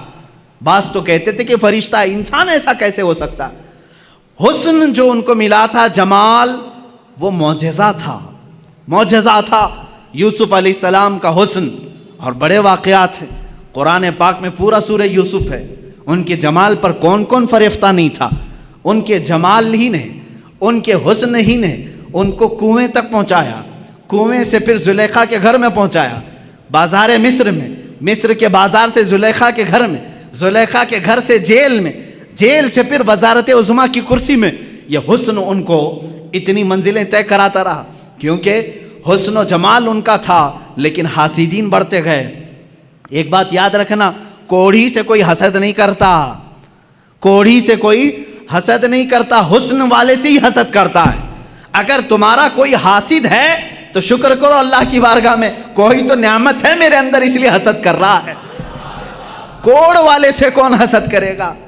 جو کھوڑ پھٹ کا ہوتا ہے اس سے حسد نہیں کیا جاتا، حسن والے سے حسد ہوتا ہے، جس کے پاس کوئی دولت ہو اس سے حسد ہوتا ہے۔ بہرحال یوسف علیہ السلام اس کے شکار ہوتے رہے، لیکن ان کے حسن کے متعلق قرآن کا مشہور واقعہ، زلیخا بہت فریفتہ تھیں، وارفتہ تھی یوسف علیہ السلام پر، عورتیں تانا دینے لگیں کہ یوسف جوان ہے، زلیخا شادی شدہ عورت ہے، شادی شدہ ہونے کے باوجود ایک نوجوان کے حسن کے چکر میں پڑ گئی۔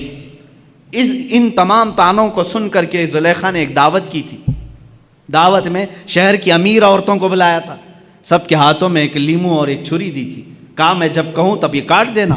یوسف علیہ السلام کو سجا سنوار کر کے اس نے اس کمرے میں بلایا، جب وہ آئے تو یوسف علیہ السلام کمرے میں جیسے داخل ہوئے، زلیخا نے کہا اے عورتوں، اے بیبیوں، اپنے لیمو کاٹ دو۔ عورتیں وہ حسن یوسف کو پہلی بار دیکھ رہی تھی اور یوسف علیہ السلام کا جمال دیکھنے میں ایسے ماہ ہو گئیں، غرق ہو گئیں، ڈوب گئیں کہ لیمو چھوٹ گیا، انگلیاں کٹ گئیں، چاروں انگلیاں کٹ گئیں، تیز چاقو دیر ہوگی، سب کٹ گئی۔ یوسف علیہ السلام جب چلے گئے تب انہیں لگا ارے انگلیاں کٹ گئیں۔ مجھے بتاؤ یہ واقعہ آپ نے سنا تھا نا؟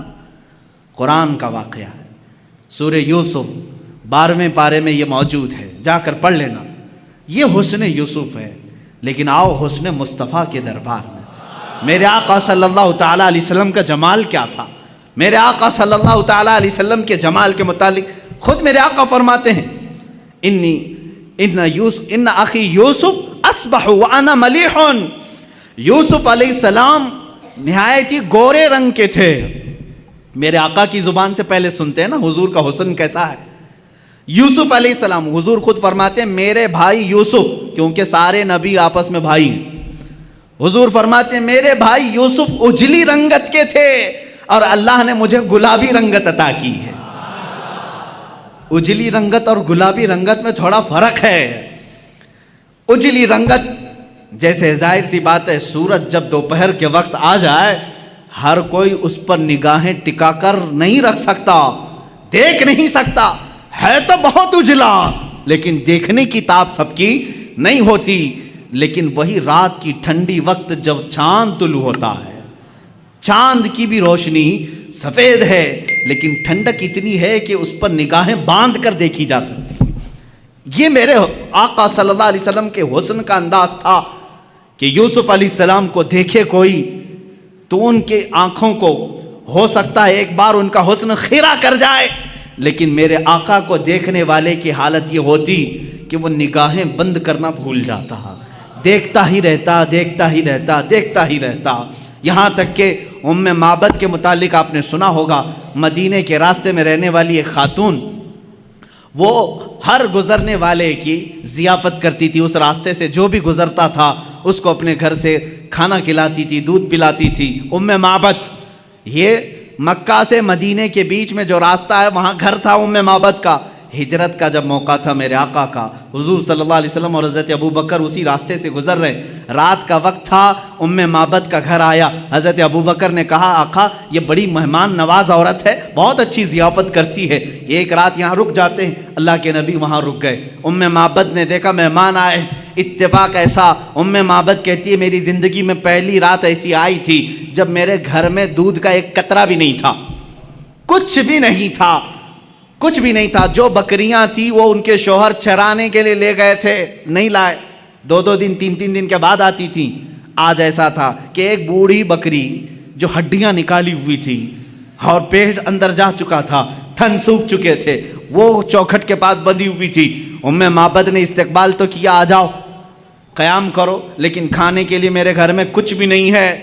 حضور پاک صلی اللہ تعالیٰ علیہ وسلم نے فرمایا اے ام معبد اگر تم اجازت دے دو تو یہ گھر کے باہر بندھی ہوئی بکری سے میں تھوڑا سا دودھ دوہ لوں، دودھ نکال لوں۔ ام معبد نے کہا اگر یہ دودھ دینے کے لائق ہوتی تو میرے گھر میں کیوں رہتی، دوسری بکریوں کے ساتھ چرنے کے لیے جا چکی ہوتی۔ حضور پاک صلی اللہ تعالیٰ علیہ وسلم نے فرمایا تم ہمیں اجازت دے دو، بکریوں کا دودھ نکالنا ہمارا کام ہے۔ اللہ کے حبیب صلی اللہ تعالیٰ علیہ وسلم سے اس نے کہا اگر قطرہ 2 قطرہ مل جائے تو نکال لو۔ اگر قطرہ دو قطرے مل جائیں تو دوہ لو۔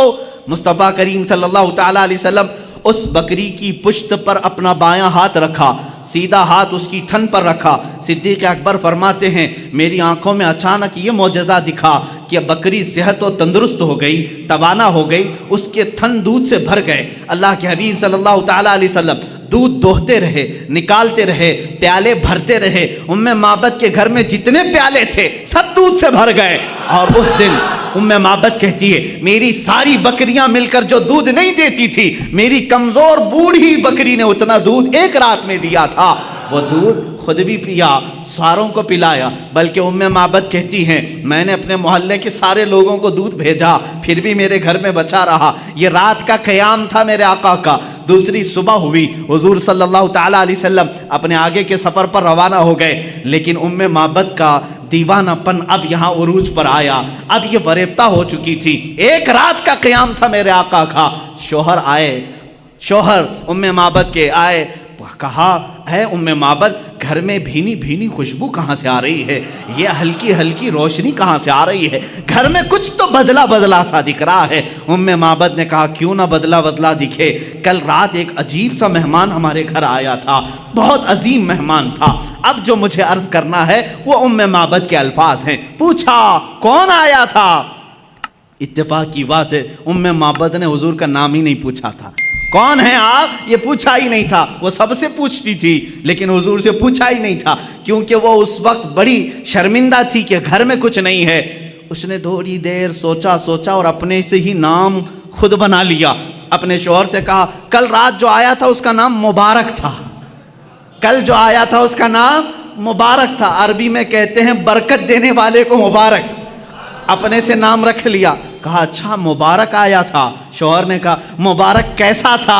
ام معبد نے کہا بس نہ پوچھو کیسا تھا، دور سے دیکھو تو ایسا لگتا ہے قریب ہے، قریب سے دیکھو تو ایسا لگتا ہے کہ حسن کا سارا نظام اسی چہرے میں جمع ہے، اور جب وہ بات کرے تو ان کے زبان سے مشک و عنبر کی خوشبو آئے، جب وہ مسکرائے تو دانتوں سے ایسی روشنی کہ گھر میں اجالا ہو جائے، جب وہ پانی پیے تو ایسا لگے کہ پانی اترتا ہوا گلے سے نظر آئے، اور اپنے ہاتھ کسی سے ملائے تو ایسے لگے جیسے ریشم کا کپڑا کسی میں رکھا گیا ہو۔ ان کے ہر عضو کو، ان کے جسم کو، ان کے جمال کو وہ بیان کرتی رہی۔ میرے پاس الفاظ نہیں ہے میرے عزیزو، ام معبد کی حدیث پڑھو آنکھیں بھیگ جاتی ہیں۔ میرے نبی کا جمال وہ بیان کرتی رہی۔ اب ابو معبد جو شوہر ہے وہ کہتے ہیں بس کر ام معبد، اتنی تعریف تو آج تک میں نے پورے عرب میں کسی کی نہیں سنی، شعر و شاعری کرنے والے بھی اتنی تعریف نہیں کرتے جتنی تعریف تو کر رہی ہے۔ اب ام معبد سے کہا اب میری زندگی کا ایک ہی مقصد ہے کہ اس مبارک سے ایک بار ضرور ملوں گا، اس مبارک سے ایک بار ضرور ملوں گا۔ کہا اس مبارک کا نہ میں نے پتہ پوچھا نہ ایڈریس پوچھا، وہ کہاں سے آیا تھا کہاں گیا یہ بھی مجھے نہیں معلوم۔ یہ دو لوگ ایسے ہیں میرے عزیزو، یہ ام معبد جو حسن و جمال کو میرے آقا کا بتا رہی ہیں۔ حسن یوسف الگ ہے، حسن مصطفیٰ الگ ہے، میں یہاں حسن کی بات کر رہی ہوں۔ اسی حسن کو تلاش کرتے کرتے وہ زندگی بیتا گئی، اللہ کی بارگاہ میں دعا کرنے لگی اے بار الہا جو مبارک آیا تھا اس تک ایک بار مجھے رسائی دے دے، کسی بھی طرح پہنچا دے۔ ایک بار ایسا ہوا کہ وہ بکریاں چراتے ہوئے نکلی، بکریاں بہک گئی، بھٹک گئی، ایک بکری ادھر ایک بکری ادھر، چلتی چلتی بکریاں دوڑا رہی ام معبد کو۔ یہ بکریاں دوڑاتی دوڑاتی مدینے تک لے آئی، شہر قریب آ گیا۔ اب ام معبد رونے لگی کہ اگر شہر میں گھس گئی میری بکریاں داخل ہو گئیں تو چھوٹی چھوٹی گلیاں ہیں، میں کہاں سے پکڑ پاؤں گی، کس بکری کو ڈھونڈ پاؤں گی، کھلے میدان میں جمع تو کر سکتی ہوں، اب گلیوں میں بکریاں گئی تو کہاں سے ڈھونڈوں گی، رونے لگی۔ لیکن مدینہ آ گیا اور بکریاں شہر میں داخل ہو گئیں، سب ادھر ایک ادھر ایک گلیوں میں۔ اب ام معبد کا رونا ہچکیاں بند گئی، اب رونے لگی۔ ایک بات میں آپ کو بتا دوں کہ حضور کا دیدار اسی وقت ہوتا ہے جب کسی کا دل روتا ہے۔ جب کسی کا دل رونے لگتا ہے وہ مصطفیٰ کا دیدار ہو جاتا ہے. اسی لیے کہا ہے محمد کو ہم غم گساروں میں ڈھونڈو, محمد کو ہم غریبوں میں ڈھونڈو. عزیزان گرامی, معبد رونے لگی. اتفاق کی بات ہے کہ حضرت ابوبکر صدیق کا گزر وہاں سے ہو رہا تھا.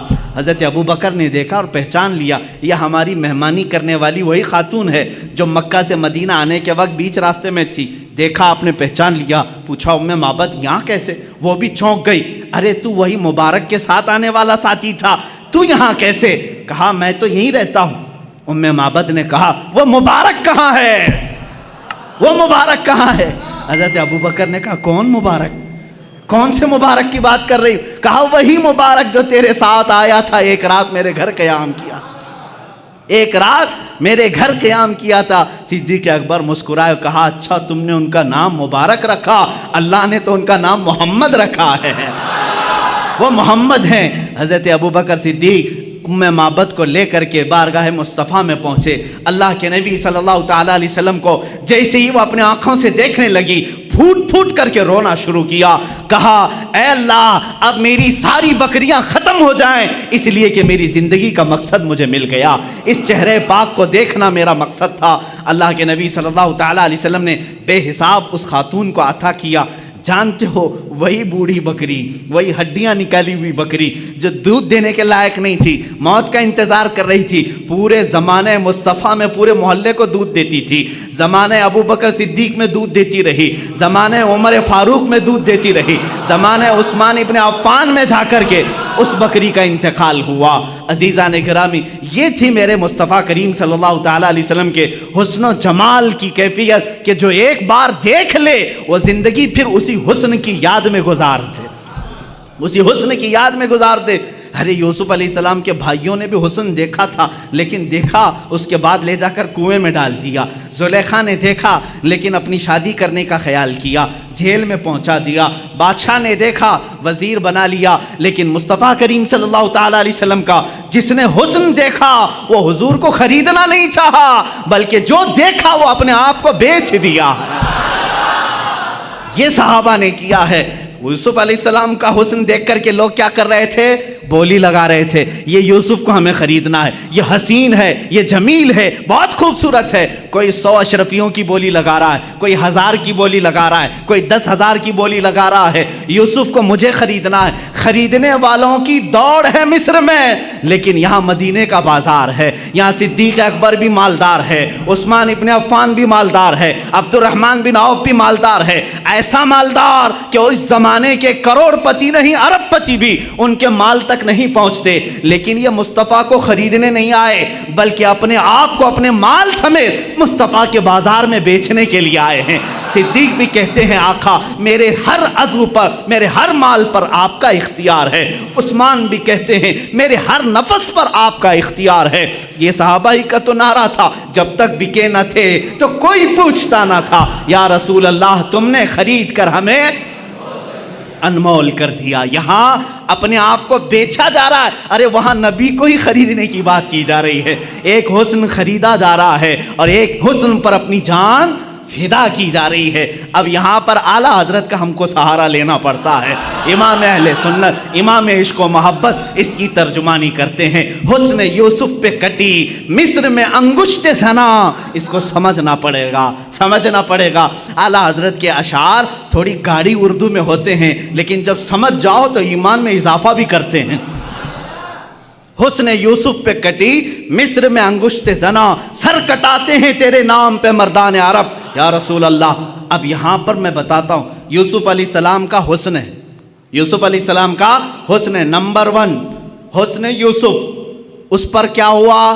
کٹ گئیں. عورتوں نے جان بوجھ کر کے کاٹا, کیا جان بوجھ کر کاٹا؟ واقعہ میں نے سنایا. زلیخا نے بلایا, اچانک کہا کہ لیمو کاٹو. عورتوں کے ہاتھ سے لیمو گر گیا اور کٹا کیا؟ اب اس کو مجھے بتائیں, عورتوں نے کاٹا یا خود کٹی؟ کٹ گئی. ارے میاں, جان بوجھ کر کے کاٹنا الگ بات ہوتی ہے, اس کے لیے ہمت کی بات ہے, جگرے کی ضرورت ہوتی ہے. ہاں انجانے میں کٹ جائے الگ معاملہ ہے. حسن یوسف کو دیکھتی رہی اور کٹ گئی ان کی انگلیاں. لیکن کس کی انگلیاں کٹی؟ عورتوں کی. کہاں کی عورتیں ہیں؟ مصر کی عورتیں ہیں۔ عورتوں کی بھی کیا کٹی انگلیاں، 5 چیزیں اعلیٰ حضرت نے ایک مصرے میں بیان کی۔ پہلا والا جو مصرع ہے کہتے ہیں حسن یوسف پہ کٹی مصر میں انگشت زنا، 5 چیزوں کو توجہ دو۔ کس پر کٹی؟ حسن یوسف پہ، یوسف علیہ السلام کے حسن پر عورتوں نے، مردوں نے نہیں، عورتوں نے۔ کہاں کی عورتیں؟ مصر کی عورتیں۔ کیا کاٹی؟ انگلیاں کاٹی، یعنی خود کاٹی نہیں، کٹ گئی۔ اب اس کے بدلے میں جب میرے آقا کی بارگاہ آتی ہے، امام اہل سنت فرماتے ہیں یا رسول اللہ، اب یہاں پر مصر کی عورتیں نہیں، مردان عرب، جو عرب پوری دنیا میں مرکزیت رکھتا ہے، وہاں کے عرب جنگجو اور بہادر مانے جاتے ہیں، یہاں کے عرب، یا رسول اللہ اب مردان عرب، زنان مصر نہیں، مصر کی عورتیں نہیں، یا رسول اللہ یہاں عرب کے مرد اور وہاں حسن پر کاٹتی ہیں، حسن پر کاٹتی ہیں۔ آقا یہاں تو صرف نام پر کاٹتی ہیں، یہاں صرف نام پر کاٹتے ہیں، عورتیں نہیں مرد۔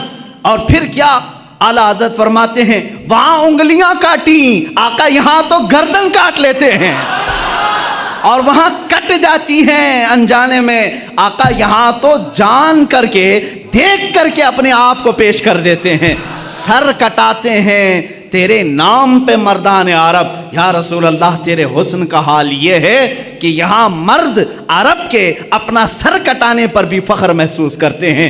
حق تو یہ ہے کہ پھر وہ کہتے ہیں جان دی ہوئی اسی کی تھی، حق تو یہ ہے کہ حق ادا نہ ہوا۔ یہ صحابہ وہی ہیں جو سولی پر چڑھائے جاتے تھے، ان کی انگلیاں کاٹی جا رہی، ہونٹ کاٹے جا رہے ہیں، آنکھوں میں سلائیاں پھیری جا رہی ہیں، کان کاٹے جا رہے ہیں اور ہاتھوں پیروں کا مسلح کیا جا رہا ہے، تب بھی وہ صحابہ کیا کہتے ہیں؟ رسول پاک سامنے نہیں ہیں، حسن کو دکھایا نہیں جا رہا ہے کہ دیکھیں تو انگلیاں کٹ جائیں پتہ نہ چلے، ہونٹ کٹ جائے پتہ نہ چلے، آنکھوں میں سلائیاں پھر جائیں پتہ نہ چلے۔ نہیں، میرے آقا مدینے میں ہیں، صحابی رسول باندھے گئے مکہ میں، صرف نام مصطفیٰ پر سولی پر چڑھ گئے، ہونٹ کٹ گئے، آنکھوں میں سلائیاں پھر گئی، انگلیاں کٹ گئیں، ناخن پکڑ سے کھینچے گئے، پھر بھی یہ کہتے ہیں مکہ والوں نے کہا اے خبیب، اے خباب، کیا اچھا ہوتا تمہاری جگہ تمہارا رسول ہوتا۔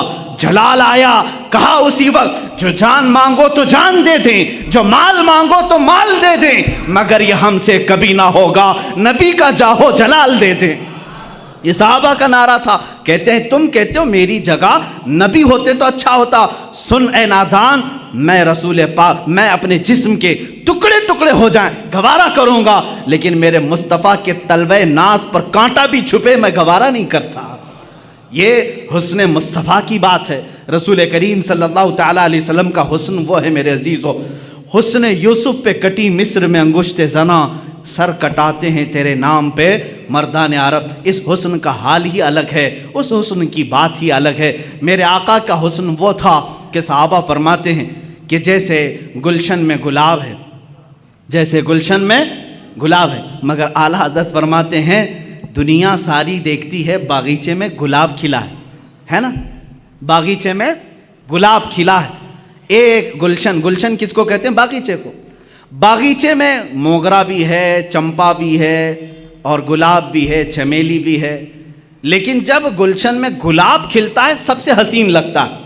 اعلیٰ حضرت رحمۃ اللہ تعالیٰ علیہ عجیب فکر رکھتے ہیں، عشق رسول میں ڈوب کر کہتے ہیں دنیا نے دیکھا ہے گلشن میں گلاب کھلتا ہے، لیکن یا رسول اللہ آپ کی ذات تو وہ ہے کہ ایک گلاب ہے، سارا گلشن اسی میں کھلا ہوا ہے۔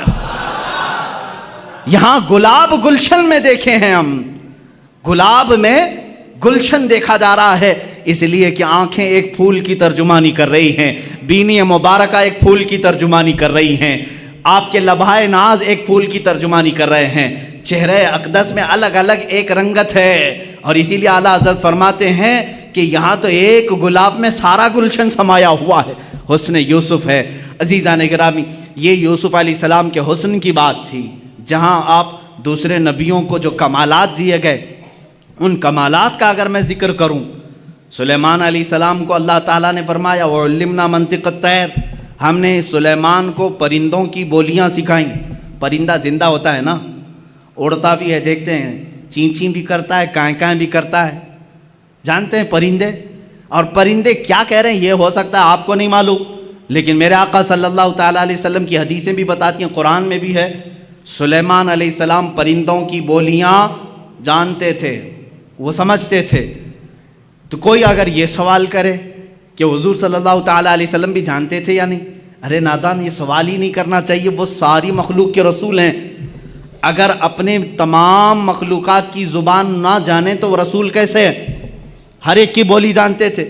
ہاں اگر واقعات کی روشنی میں چاہتے ہو تو آؤ میں تمہیں بتاؤں، ہمیں تو واقعہ ملا سلیمان علیہ السلام چیونٹی کی بات سن رہے تھے، ہدہد کی بات سن رہے تھے، قرآن میں ہے، پرندوں کی بولیاں سن رہے تھے، لیکن مولا علی کرم اللہ وجہہ الکریم فرماتے ہیں میں رسول اللہ صلی اللہ علیہ وسلم کے ساتھ مدینے کے باہر جب ایک جنگل کے کنارے جاتا تھا، ہمیشہ مجھے دور سے کسی کے صلاۃ و سلام پڑھنے کی آواز آتی تھی۔ جب بھی گزرتے تھے وہاں سے کوئی السلام علیکہ یا رسول اللہ، السلام علیکہ یا نبی اللہ کہتا تھا، میں گھبراتا تھا اس جنگل میں، اس بیابان میں میرے نبی کو کون سلام کرتا ہے؟ جنات ہیں، پرندے ہیں، جانور ہیں۔ ایک دن پوچھ لیا آقا اس بھرے جنگل میں آپ کو کون سلام کرتا ہے؟ رسول کریم صلی اللہ تعالیٰ علیہ وسلم نے مسکرایا، کہا اے علی یہ پہاڑ دیکھ رہے ہو؟ کہا ہاں۔ اس پر ایک پتھر ہے؟ کہا ہاں۔ اس پر کونے پر ایک جو پتھر ہے وہ پتھر روزانہ مجھ پر سلام بھیجا کرتا ہے۔ حضور صلی اللہ تعالیٰ علیہ وسلم اس کا سلام۔ اب میں یہاں بات بتاؤں، یہاں تو سلیمان علیہ السلام پرندوں کی بولیاں جانتے تھے قرآن، اور یہاں مولا علی کرم اللہ وجہہ الکریم پتھروں کی بولیاں سمجھ رہے ہیں۔ جس رسول کو وہ پتھر سلام بھیج رہا ہے، سنا کس نے پہلے؟ اس پتھر کی بولی سمجھی کس نے پہلے؟ وہ باب العلم حیدر کرار علی مرتضیٰ، وہ نبی نہیں، امتی جب پتھر کی بولی سمجھتا ہے تو رسول کس کی بولی نہ سمجھتے ہوں؟ کس کی بولی نہ سمجھتے ہوں؟ پرندوں کی بولیوں کی بات آئی، حضور پاک صلی اللہ تعالیٰ علیہ وسلم پتھر کی بولی۔ ایک بات یہ بھی سمجھ لیں آپ، پتھر تو کبھی ہم نے اڑتے ہوئے بھی نہیں دیکھا، آواز کرتے ہوئے بھی نہیں دیکھا، لیکن نبی سلام کرتے ہوئے سن رہے ہیں۔ مسجد نبوی میں میرے آقا ممبر پر کھڑے ہو کر خطبہ دے رہے ہیں، صحابہ فرماتے ہم نے دیکھا پوری مسجد میں بچے کے رونے کی جیسی آواز آنے لگی، کہیں سے کوئی بچہ رو رہا ہو، ہلکی ہلکی ہلکی آواز۔ صحابہ ادھر ادھر دیکھنے لگے، کہیں کوئی بچہ دکھا نہیں۔ تھوڑی دیر کے بعد میرے آقا صلی اللہ تعالیٰ علیہ وسلم ممبر سے اتر آئے، مسجد کے باہر دروازے کے تک پہنچے، وہاں ایک لکڑی پڑی ہوئی تھی، یہ وہی لکڑی ہے، یہ وہی عصا ہے جس کو حضور صلی اللہ تعالیٰ علیہ وسلم اپنے ہاتھ میں لے کر خطبہ دیتے تھے۔ جب ممبر بن گیا تو اس خود لکڑی کو آپ نے چھوڑ دیا۔ حضور صلی اللہ تعالیٰ علیہ وسلم اس لکڑی کو اٹھاتے ہیں، اپنے سینے سے لگایا، اپنے کانوں کے پاس لگایا، اور پھر اس کو پکڑ کر کے خطبے کے لیے تشریف لائے۔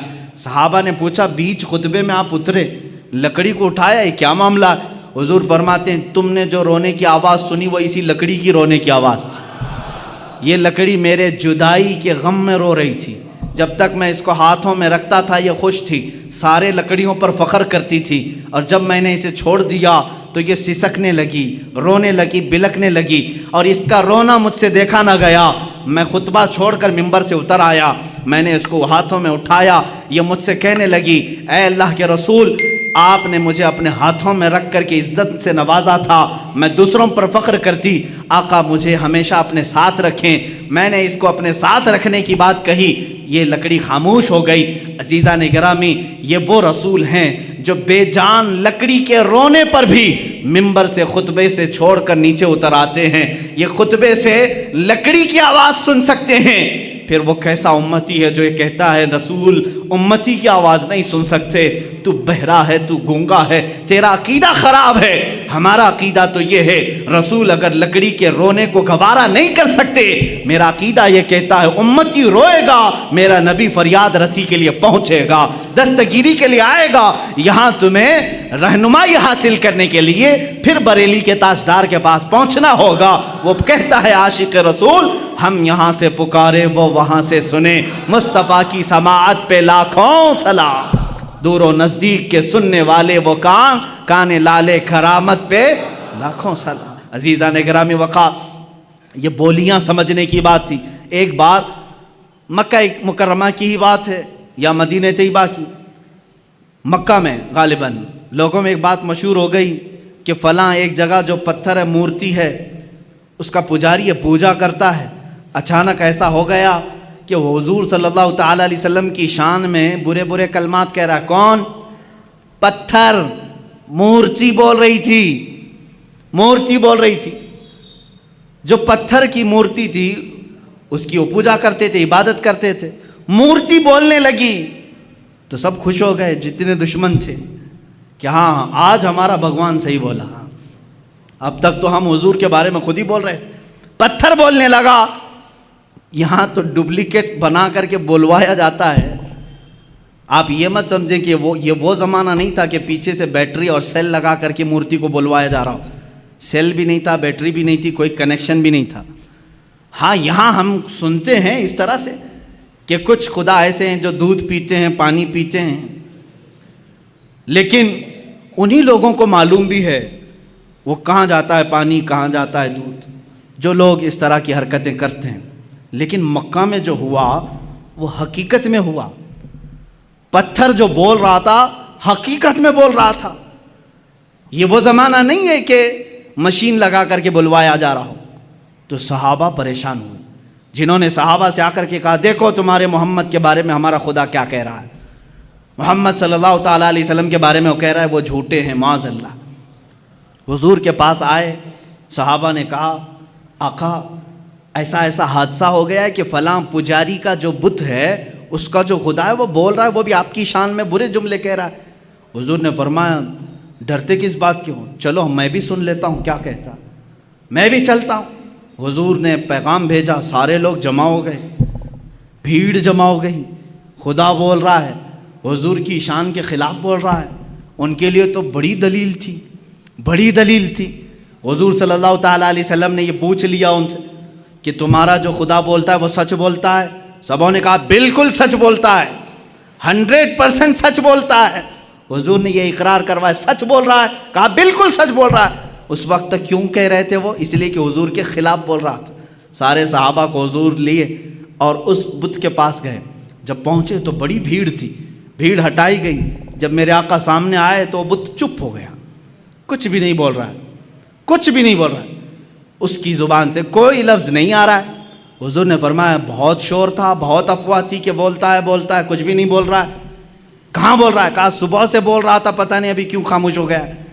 اب پجاری ہون کرنے لگ گیا، اس کو راضی کرنے کے لیے اب چڑھائی شروع ہو گئی. اے خدا، اے میرے بھگوان، بول کچھ تو بول، عزت کی لاج رکھ لے. جس کے بارے میں بول رہا تھا وہ آ گیا، اب سامنے بول. سامنے نہیں بول رہا تھا، کچھ بھی نہیں بولا.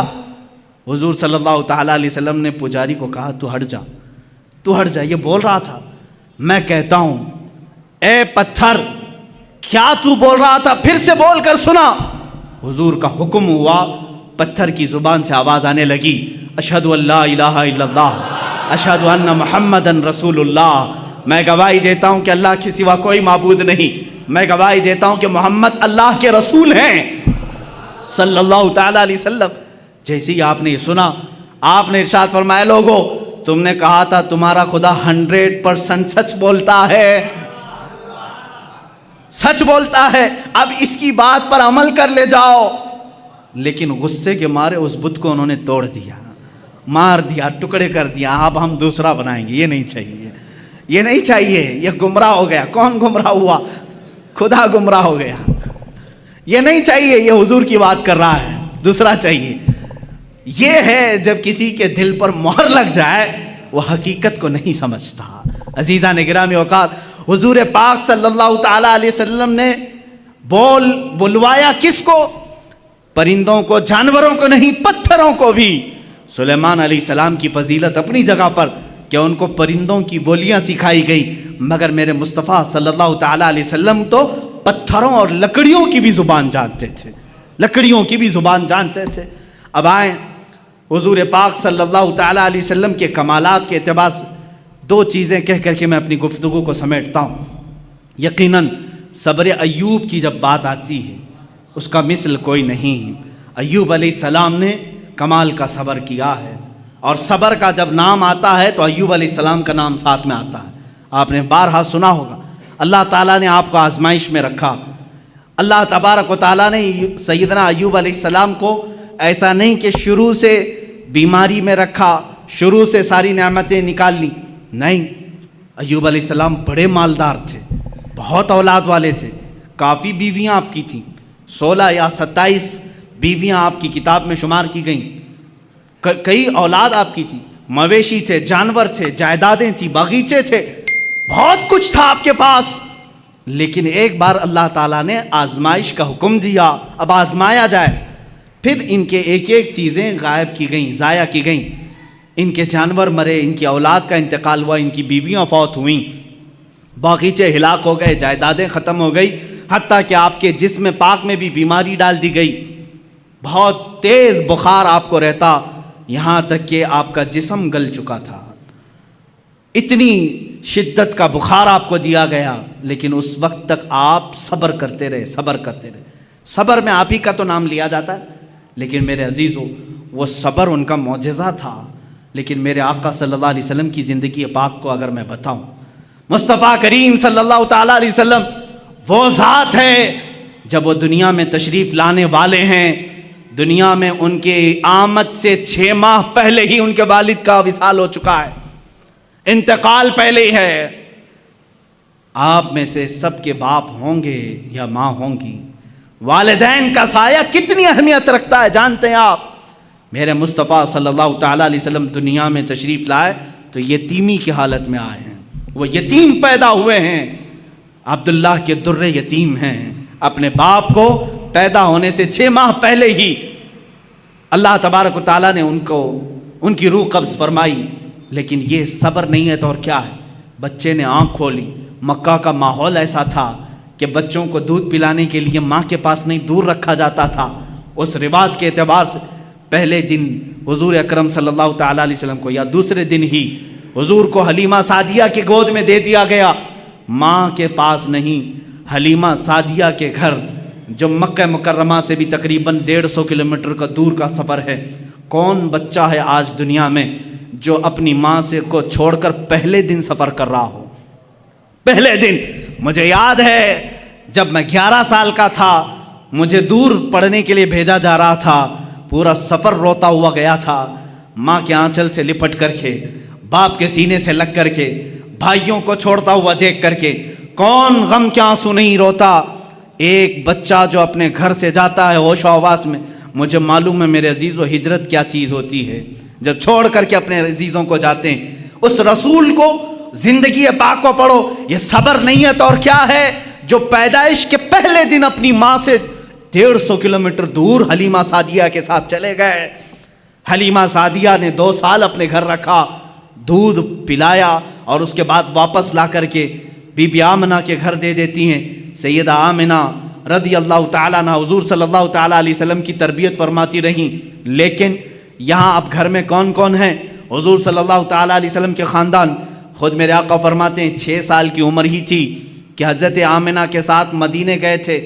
جب اس کا نام یثرب تھا، وہ حضور کا ننیال تھا، حضرت آمنہ کے گھر والوں کا، خاندان والوں کا شہر تھا. واپسی کے وقت بی بی آمنہ بیمار ہوئیں. تنہا رسول پاک صلی اللہ تعالیٰ علیہ وسلم حضرت آمنہ کے ساتھ سفر میں ہیں، اور آپ کے والد گرامی کی ایک کنیز ہے حضرت عبداللہ کی لونڈی ام ایمن، ساتھ سفر میں ہیں. 3 لوگ سفر پر ہیں، مدینے سے مکہ جا رہے ہیں. 450 کلومیٹر کا سفر 6 سال کی عمر کا بچہ کر رہا ہے اپنی ماں کے ساتھ، بیمار ماں کے ساتھ، اپنے باپ کی کنیزہ کے ساتھ. بیچ میں مقام آتا ہے، مقام ابوا. آمنہ کہتی ہیں اب مجھ سے چلا نہیں جا رہا ہے، اب میری طاقت جواب دے گئی ہے. وہیں ماں سو گئیں. رسول کریم صلی اللہ تعالیٰ علیہ وسلم سرہانے کے پاس بیٹھے، کبھی پانی سے منہ پر چھڑکیاں دیتے، کبھی اپنی ماں کا سر اپنی گود پر رکھتے، اور پیشانی کو دیکھا گرم تپ رہی ہے. تھوڑی دیر میں اسی 6 سالہ محمد عربی صلی اللہ علیہ وسلم نے دیکھا آمنہ بی بی کی روح کب سے انصری سے پرواز کر گئی ہے، سر وہیں رہ گیا، آنکھیں کھلی رہ گئی. کون ہے وہ بچہ جو 6 سال کی عمر میں اپنی ماں کی آنکھیں بند کر رہا ہو؟ سفر میں کوئی نہیں، ایک کنیز کے علاوہ خود ہی اٹھتے ہیں اور زمین کو کھودتے ہیں. قبر خود تیار کی، قبر خود تیار کی. ایک کنیز کے سہارے اپنے ماں کے جسم ناز کو اٹھایا، قبر میں دفن کیا. ہے کوئی مجھے بتاؤ 6 سال کی عمر میں کوئی تجہیز و تکفین کے انتظام کرتا ہو؟ کوئی اپنی ماں کا جنازہ اٹھاتا ہو، 6 سال کی عمر میں کوئی سفر کا بوجھ اٹھاتا ہو، 6 سال کی عمر میں وہ احمد مختار نے اپنی ماں کا لاش مبارکہ اٹھایا اور قبر میں دفن کیا اور تنہا سفر کر کے واپس مکہ آئے۔ مکہ میں آنے کے بعد یہ صبر کی زندگی نہیں ہے تو اور کیا ہے؟ میرے عزیزو، صبر ایوب کی داستانیں ہم سنتے ہیں۔ ایوب علیہ السلام کے پاس شروع سے بہت کچھ تھا، جائیدادیں تھیں، اولاد تھی، بے شمار ان کے پاس مال تھا، مگر مصطفیٰ کریم یتیمی کی حالت میں دنیا سے آئے۔ 6 سال کی عمر پاک میں ماں بھی دنیا سے رخصت ہو گئی۔ 8 سال کی عمر میں جو دادا شفیق تھے، جو دادا نہایت رفیق تھے، آپ کی سرپرستی کرتے تھے، وہ تربیت کرتے تھے، عبد المطلب، وہ بھی اس دار فانی سے کوچ کر گئے۔ عبد المطلب کو بھی دفن کیا، صرف چچا رہ گئے ابو طالب، جن کی پرورش میں رہے اور تجارت کرنے کے لیے پہلی مرتبہ 12 سال کی عمر میں یہ رسول پاک نکلتے ہیں۔ میرے آقا صلی اللہ تعالیٰ علیہ وسلم 12 سال کی عمر سے تجارت کر رہے ہیں۔ اب آؤ شادی کرنے کا موقع آیا ہے۔ 25 سال کی عمر میں 40 سال کی بیوہ خاتون سے، جس کی آلریڈی 2 طلاق ہو چکی تھی، خدیجۃ الکبریٰ رضی اللہ تعالیٰ عنہا سے نکاح کیا۔ کیا یہ صبر نہیں ہے؟ یہ صبر نہیں ہے تو اور کیا ہے؟ 40 سالہ خاتون سے نکاح کیا، لیکن اگر عورتوں کا شوق ہوتا تو اسی وقت 4-5 اور کر لیتے، لیکن جب تک بی بی خدیجہ نکاح میں تھی کسی دوسری عورت سے آپ نے نکاح نہیں کیا۔ آپ نے 25 سال کی عمر سے لے کر آپ کی عمر مبارکہ جب 50 سال کی ہوئی تب تک بی بی خدیجہ کے ساتھ رہے۔ اب سنیں، حضور پاک صلی اللہ تعالیٰ علیہ وسلم وہ دنیا کے عظیم باپ ہیں جن کو اللہ نے 4 بیٹیاں اور 3 بیٹے دیے۔ صبر کی بات آتی ہے، باپ ہل جاتا ہے، باپ اپنی اولاد کے لیے سب کچھ کر جاتا ہے۔ ایک بچہ بیمار ہو تو ہم نے باپ کو تڑپتے ہوئے دیکھا ہے، ڈاکٹروں کے لباس سے الجھتے ہوئے دیکھا ہے، اور اس کو دواخانوں اور ہاسپٹلوں کے چکر لگاتے ہوئے دیکھا ہے۔ خود کی صحت کو تو گوا لے گا، لیکن باپ اپنی اولاد کی صحت پر قربان جاتا ہے، اپنے آپ کو تباہ کر لیتا ہے۔ وہ دنیا کے عظیم باپ ہیں میرے آقا، جن کو اللہ نے پہلا بیٹا دیا عبداللہ کی شکل میں، 3 دن رہا، ہاتھ میں فوت ہو گیا۔ دوسرا بیٹا دیا قاسم کی شکل میں، چند ماہ رہا، اس کے بعد ہاتھوں میں فوت ہو گیا۔ تیسرا بیٹا دیا ابراہیم کی شکل میں، 6 مہینے رہا، کھلاتے رہے، اس بچے کے ساتھ کھیلتے رہے، اس کے ساتھ اپنی گود کو گرم کرتے رہے، لیکن 6 مہینے کے بعد اس بچے نے بھی اپنی آخری سانسیں لی۔ 3 بیٹوں کو یہ رسول پاک نے اپنے ہاتھوں سے دفن کیا ہے وہ باپ کے اندر صبر جو اپنے ہاتھوں سے اپنے بیٹوں کی تدفین کر رہا ہے۔ بچی تھی بیٹیاں، 4 بیٹیاں اللہ نے دی تھی، بی بی زینب، بی بی ام کلثوم، بی بی رقیہ، سیدہ بی بی فاطمہ الزہرا رضی اللہ تعالیٰ عنہا۔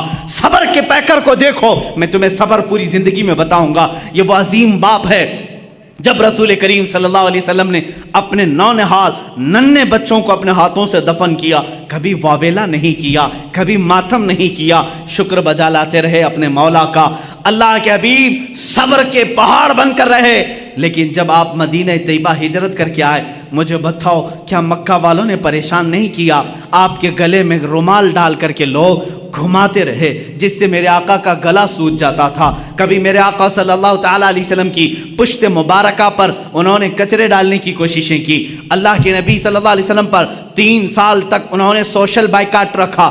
جب میرے آقا صلی اللہ علیہ وسلم نے پتے کھائے مکہ میں، اپنے گھر کے پاس پہاڑ کی چوٹی میں رہے، چمڑے گلا کر کے کھائے جاتے تھے۔ یہ صبر نہیں ہے تو اور کیا ہے؟ صبر ایوب کو تم نے پڑھا، صبر مصطفیٰ کو بھی دیکھو۔ میرے آقا صلی اللہ تعالیٰ علیہ وسلم کے سامنے ان کی اولاد دفن ہو گئی، لیکن جب بچیاں جوان ہوتی ہیں تو میرے عزیز ہو، باپ کے بڑھاپے کا سہارا بھی ہوتی ہیں، فصل بہار ہوتی ہیں۔ کون باپ اپنی بچیوں کی شادی دیکھ کر کے مسکراتا نہیں، خوشیوں میں رو بھی دیتا ہے۔ بیٹیاں اس کے لیے ایک نہایت ہی قیمتی تحفہ ہوتی ہیں۔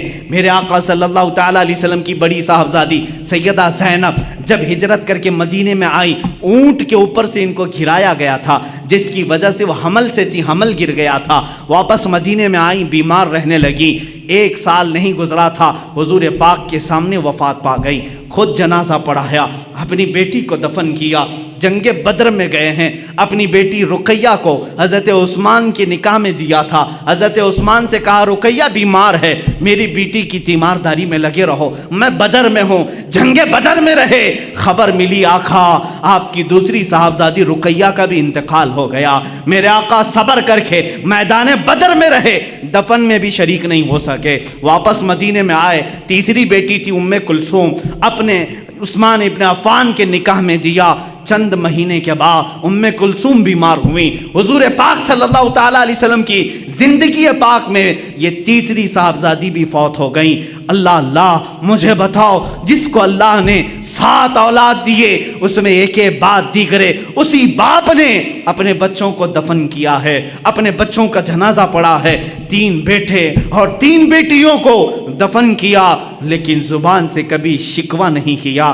کبھی شکایت نہیں کیا، اف تک نہیں کیا۔ صبر ایوب کا مقام اپنی جگہ پر، صبر مصطفیٰ کا مقام اور ہے، میرے آقا کا صبر کا مقام اور ہے۔ آخر میں صرف فاطمہ الزہرا باقی رہی جب آپ کی وفات کا وقت تھا۔ میرے عزیزو، یہی فاطمہ زہرا سے حضور صلی اللہ تعالیٰ علیہ وسلم نے آخری وقت یہ کہا تھا، کانوں میں کچھ کہہ کر کے وہ رونے لگی، پھر بلایا، پھر کانوں میں کچھ کہا تو ہنسنے لگی۔ ماں عائشہ صدیقہ نے پوچھا تھا، فاطمہ تمہارے بابا نے کان میں کیا کہا تھا؟ فاطمہ نے کہا، پہلی بار جب انہوں نے کہا فاطمہ میں جا رہا ہوں اللہ کی بارگاہ میں رو پڑی۔ پھر بابا نے مجھے بلا کر کہا، فاطمہ میرے خاندان والوں میں سے میری وفات کے بعد سب سے پہلے تم مجھ سے ملنے کے لیے آؤ گی۔ میں ہنس پڑی کہ میری موت جلدی ہونے والی ہے۔ حضور پاک کی وفات ربیع الاول شریف میں ہوئی اور حضرت فاطمہ زہرا کی وفات رمضان مبارکہ میں، صرف 6 مہینے کے بعد حضرت فاطمہ بھی وصال کر گئی۔ یہ مصطفیٰ کا گھرانہ ہے، اسی مصطفیٰ کریم صلی اللہ تعالیٰ علیہ وسلم کے صبر پاک کے جلوے دیکھو۔ کیا نبی کونین اپنی قبر انور سے اپنے شہزادوں کی شہادت کربلا میں نہیں ملاحظہ کر رہے ہوں گے، جہاں ان کے شہزادوں کو تڑپایا گیا، بھوکا رکھا گیا، پیاسا رکھا گیا اور ان کے ٹکڑے کیے گئے، جسموں پر گھوڑے دوڑائے گئے، حسن مجتبیٰ کو زہر دیا گیا، حسین اعظم کی گردن کو جسم ناز سے الگ کیا گیا۔ کیا یہ میرے آقا نے قبر پاک سے ملاحظہ نہیں کیا ہوگا؟ عزیزان گرامی، اگر میں صبر مصطفیٰ کو گناؤں بہت طویل داستان ہوگی، لیکن میں اتنا ضرور بتاؤں گا، افضلیت مصطفیٰ ہر شکل میں تمہیں نظر آئے گی۔ اگر اللہ نے آدم علیہ السلام کو آہو بکا دیا تھا، وہ روتے تھے، اور وہ کس لیے روتے تھے؟ آدم علیہ السلام اپنی اس بات پر روتے تھے جو آپ نے گندم کھایا تھا جنت میں، درخت کا پھل کھایا تھا، اس بات پر 300 سال روتے رہے، لیکن مصطفیٰ بھی روتے رہے، زندگی پر روتے رہے، لیکن کس کے غم میں روتے رہے؟ امتی امتی امتی امتی کہتے کہتے روتے رہے۔ یہ ناز الگ ہیں، اسی لیے امام اہل سنت نے کہا ہے، اللہ کیا جہنم اب بھی نہ سرد ہوگا، رو رو کے مصطفیٰ نے دریا بہا دیے ہیں۔ میرے عزیزو، رونے میں آپ بے مثال ہیں، جانوروں کی بولیاں سننے میں بے مثال ہیں، حسن یوسف میں بے مثال ہیں، ثبات و استقامت میں بے مثال ہیں۔ اسی لیے شاعر نے جو کہا اسی بات پر میں کہتا ہوں اپنی گفتگو کو، ہاں ایک بات رہ گئی ہے، وہ عطا کرنے میں بھی بے نیاز ہیں، وہ رحم کرنے میں بے مثال ہیں، رحم کرنے میں بھی بے مثال ہیں۔ ایک ہی مثال میں بتا دوں، ایک بار موسیٰ علیہ السلام نے قارون سے کہا تھا تیرے پاس بہت خزانے، زکوٰۃ دے دے۔ اس نے کہا کہ کچھ کم کراؤ، 25% زکوٰۃ دینی تھی۔ موسیٰ علیہ السلام نے رعایت کرائی اللہ سے کہ اس کو کچھ کم کر دے مولا۔ اللہ نے کم اتنا کر دیا کہ 1000 میں 1 روپے دے۔ کتنے؟ 1000 میں 1۔ اس کے حساب سے کیلکولیشن کیا تو قارون کے بہت سارے خزانے زکوٰۃ میں جا رہے ہیں۔ اس مالدار نے جس کی چربی چڑھی ہوئی تھی مال کی، نہیں دینے کا ارادہ کیا، موسیٰ علیہ السلام پر الزام لگایا برے کام کا، موسیٰ علیہ السلام کو جلا لایا۔ آپ نے کہا اے زمین اسے نگل جا، زمین پھٹ گئی، قارون اندر جانے لگا، قارون اندر جانے لگا، وہ بار بار دعائی دینے لگا، بچا لو بچا لو بچا لو۔ موسیٰ علیہ السلام نے اس کی ایک بھی نہیں سنی، تو نے مجھ پر الزام لگایا۔ پھر آخر میں اس نے کہا کیا میرے خزانے پر قبضہ کرنا چاہتے ہو؟ موسیٰ علیہ السلام نے زمین سے کہا ہے زمین اس کے خزانے بھی نگل جا۔ سارے خزانے بھی زمین بوس ہو گئے، قارون بھی زمین میں تہس نہس ختم ہو گیا۔ One time one shot. یہ موسیٰ علیہ السلام اس سے پہلے بھی ایک فرعونی کو ایک گھونسا مارا تھا آپ نے، وہ مر ہی گیا تھا۔ مصطفیٰ کریم صلی اللہ علیہ وسلم ہجرت کر کے مدینہ جا رہے ہیں، لالچ میں کئی لوگ پیچھے پڑ گئے تھے، ایک شخص سراقہ یہ بھی پیچھے آ گئے، دوسرے تو کوئی پا نہیں سکے، سراقہ پا لیا۔ حضرت ابوبکر نے کہا آقا سراقہ دیکھ لیا ہے ہم کو، وہ تیر کمان لے کر کے آ رہا ہے ہمیں گرفتار کرنا، کیونکہ مکہ والوں نے کہا تھا جو محمد اور اس کے ساتھی کو لے آئے گا 100 اونٹ انعام میں دیے جائیں۔ حضور نے کہا اچھا اسی لالچ میں آ رہا ہے۔ حضور نے بھی فرمایا اے زمین سراقہ کو پکڑ لے۔ موسیٰ علیہ السلام نے قارون کو کہا تھا، میرے آقا نے سراقہ کو کہا، زمین کھل گئی، سراقہ گھٹنے تک چلا گیا، لیکن یہاں معاملہ الگ ہے۔ سراقہ نے کہا اے محمد تم کریم ابن کریم ہو، تمہارا معاف کرنے میں کوئی مثل نہیں ہے، مجھے معاف کر دو، میں اپنے ارادے سے باز آتا ہوں۔ حضور پاک نے کہا اے زمین سراقہ کو چھوڑ دے، یہ شان مصطفیٰ ہے، یہ شان مصطفیٰ ہے، سراقہ کو چھوڑ دے۔ زمین کھل گئی، سراقہ باہر آیا، لیکن ارادہ پھر بدلا، تھوڑی دیر کے بعد وہ پھر پیچھے پڑ گیا۔ حضور نے کہا اے زمین سراقہ کو پکڑ لیں۔ اب کی بات زمین پھنس شک ہوئی، سراقہ کمر تک اندر چلا گیا، پھر رونے لگا اے محمد تم کریم ابن کریم ہو، معاف کرنے میں تمہارا کوئی مثل نہیں۔ حضور نے کہا اے زمین سراقہ کو چھوڑ دے۔ زمین کھل گئی، پھر سراقہ نکل گیا، جا رہا تھا، سوچا ایک بار اور ٹرائی کر لوں، تیسری بار پھر پیچھے پڑ گیا، پھر قریب آیا۔ حضور نے فرمایا اے زمین سراقہ کو پکڑ لے۔ یہاں پکڑایا بھی جا رہا ہے، معاف بھی کرایا جا رہا ہے، پکڑایا بھی جا رہا ہے، معاف بھی کرایا جا رہا ہے۔ اسی لیے میں نے کہا موسیٰ علیہ السلام کے زمانے میں ہوتا ون ٹائم ون شاٹ، ایک ہی بار میں ایک ہی شاٹ پر ختم۔ یہاں چھوڑنے کی تیسری مرتبہ جب وہ دھس گیا گردن تک، حضور نے فرمایا اے سراقہ تو 100 اونٹوں کی لالچ میں میرے پیچھے پڑ گیا، میری نگاہیں دیکھ رہی ہیں قیصر و کسریٰ کے کنگن تیرے ہاتھ میں آنے والے ہیں۔ قیصر و کسریٰ اس زمانے کے امریکہ یورپ کی طرح سپر پاور تھے، ان کے بادشاہوں کے پاس سونے کے کنگن تھے، وہ کسی عام آدمی کے خواب و خیال میں نہیں آتے۔ میرے آقا نے ڈائریکٹ پکڑنے کے لیے جو آ رہا ہے اسی کو کہا تیرے ہاتھ میں قیصر و کسریٰ کے کنگن دیکھ رہا ہوں۔ سراقہ کو یقین نہیں ہوا، کہا ایسا کہہ رہے ہو؟ اسی وقت ایمان لے آئے، میں ایمان لاتا ہوں محمد صلی اللہ علیہ وسلم اللہ کے رسول ہیں۔ زمین کو کہا چھوڑ دے۔ وہاں ایک بار میں پکڑا گیا، ایک بار میں قارون دفن بھی ہو گیا۔ یہاں ایک بار نہیں، 2 بار نہیں، 3 بار، وہ بھی حملہ کرنے کے لیے آ رہا ہے۔ حضور بار بار معاف کر رہے ہیں، معاف کرنے میں آپ کا کوئی مثال نہیں۔ یہاں تک کہ حضور کی وفات کے بعد قیصر و کسریٰ فتح نہیں ہوئے، صدیق اکبر کے زمانے میں قیصر و کسریٰ فتح نہیں ہوئے، عمر فاروق کے زمانے میں چل کر کے سراقہ بہت بیمار ہو گئے۔ اب یہ سراقہ صحابی رسول ہیں، پکڑنے کے لیے گئے تھے لیکن صحابی رسول ہوئے۔ یہی تو بازار مصطفیٰ کی بات ہے، جو جان لینے جاتا ہے وہ جان دے کے آتا ہے۔ حضور پاک صلی اللہ تعالیٰ علیہ وسلم کے صحابی ہیں، ادب سے ہم کہتے ہیں سراقہ بہت بیمار ہو گئے، لوگوں نے کہا چلو آخری وقت ہے عیادت کرنے کے لیے، سب آئے، آخری وقت لوگ دیکھنے کے لیے آتے ہیں، لوگ آنے لگے۔ سراقہ نے کہا کیوں آ رہے ہو؟ کہا آخری وقت ہے، تیمارداری عیادت کے لیے آ رہے ہیں ہم۔ کہا سب کو بھگایا، جاؤ میں مرنے والا نہیں ہوں، جاؤ میں نہیں مروں گا۔ کہا اتنے کانفیڈنس کے ساتھ، کہا ہاں اس لیے کہ میرے نبی نے فرمایا سراقہ تیرے ہاتھ میں قیصر و کسریٰ کے کنگن دیکھ رہا ہوں، ابھی میرے ہاتھ میں آئے نہیں تو میں مروں گا بھی نہیں۔ یہ یقین تھا صحابی رسول کا۔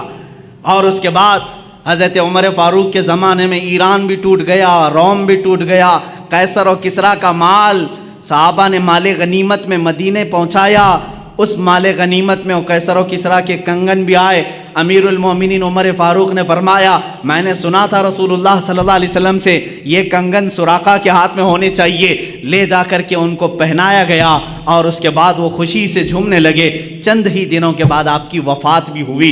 عزیزان گرامی، یہاں بات یہ عرض کرنا چاہتا ہوں، اس رسول کا معاملہ یہ ہے، عطا کرنے میں بے مثال، رحم کرنے میں بے مثال، معاف کرنے میں بے مثال۔ اسی کو امام میرا کہتا ہے بریلی کا، میرے کریم سے گر قطرہ کسی نے مانگا، دریا بہا دیے ہیں، در بے بہا دیے ہیں، واہ کیا جود و کرم ہے شہ بتا تیرا، نہیں سنتا ہی نہیں مانگنے والا تیرا۔ حضور کی بات تو یہ ہے، چور حاکم سے ڈریں یا مات الگ ہے۔ چور کس سے ڈرتا ہے؟ پولیس سے ڈرتا ہے نا، پکڑنے والا آیا تو چور ڈر کے بھاگتا ہے، لیکن آقا آپ کی شان ہی الگ ہے، آپ حاکم ہیں اور چور آپ ہی کے پاس چھپنے کے لیے بھی آتا ہے، یہی چھپنے کے لیے آتا ہے۔ اسی لیے امام زمن کہتے ہیں ڈھونڈا ہی کریں صدر قیامت کے سپاہی۔ قیامت کے دن کچھ مجرموں کو فرشتے ڈھونڈ رہے ہوں گے، فلاں مجرم کہاں ہے، فلاں وہ کام کیا تھا، یہ کہاں ہے، وہ کہاں ہے، جرموں کا اعلان ہو چکا ہوگا، فرشتے ڈھونڈ رہے ہوں گے، لیکن کچھ مجرم مل نہیں رہے ہوں گے، کچھ مجرم مل نہیں رہے ہوں گے۔ اس کو امام زمن نے اپنے شعر میں یوں کہا ہے، ڈھونڈا ہی کرے صدر قیامت کے سپاہی، وہ کس کو ملے جو تیرے دامن میں چھپا ہو۔ حضور کچھ مجرموں پر اپنا دامن رکھے ہوں گے، آقا رحم کرنے میں بے مثال ہیں۔ میرے عزیزو، ابھی 12 دن ہیں، آپ روزانہ میرے مصطفیٰ کی بات سنیں گے، اپنے ایمان کو تازہ کریں گے۔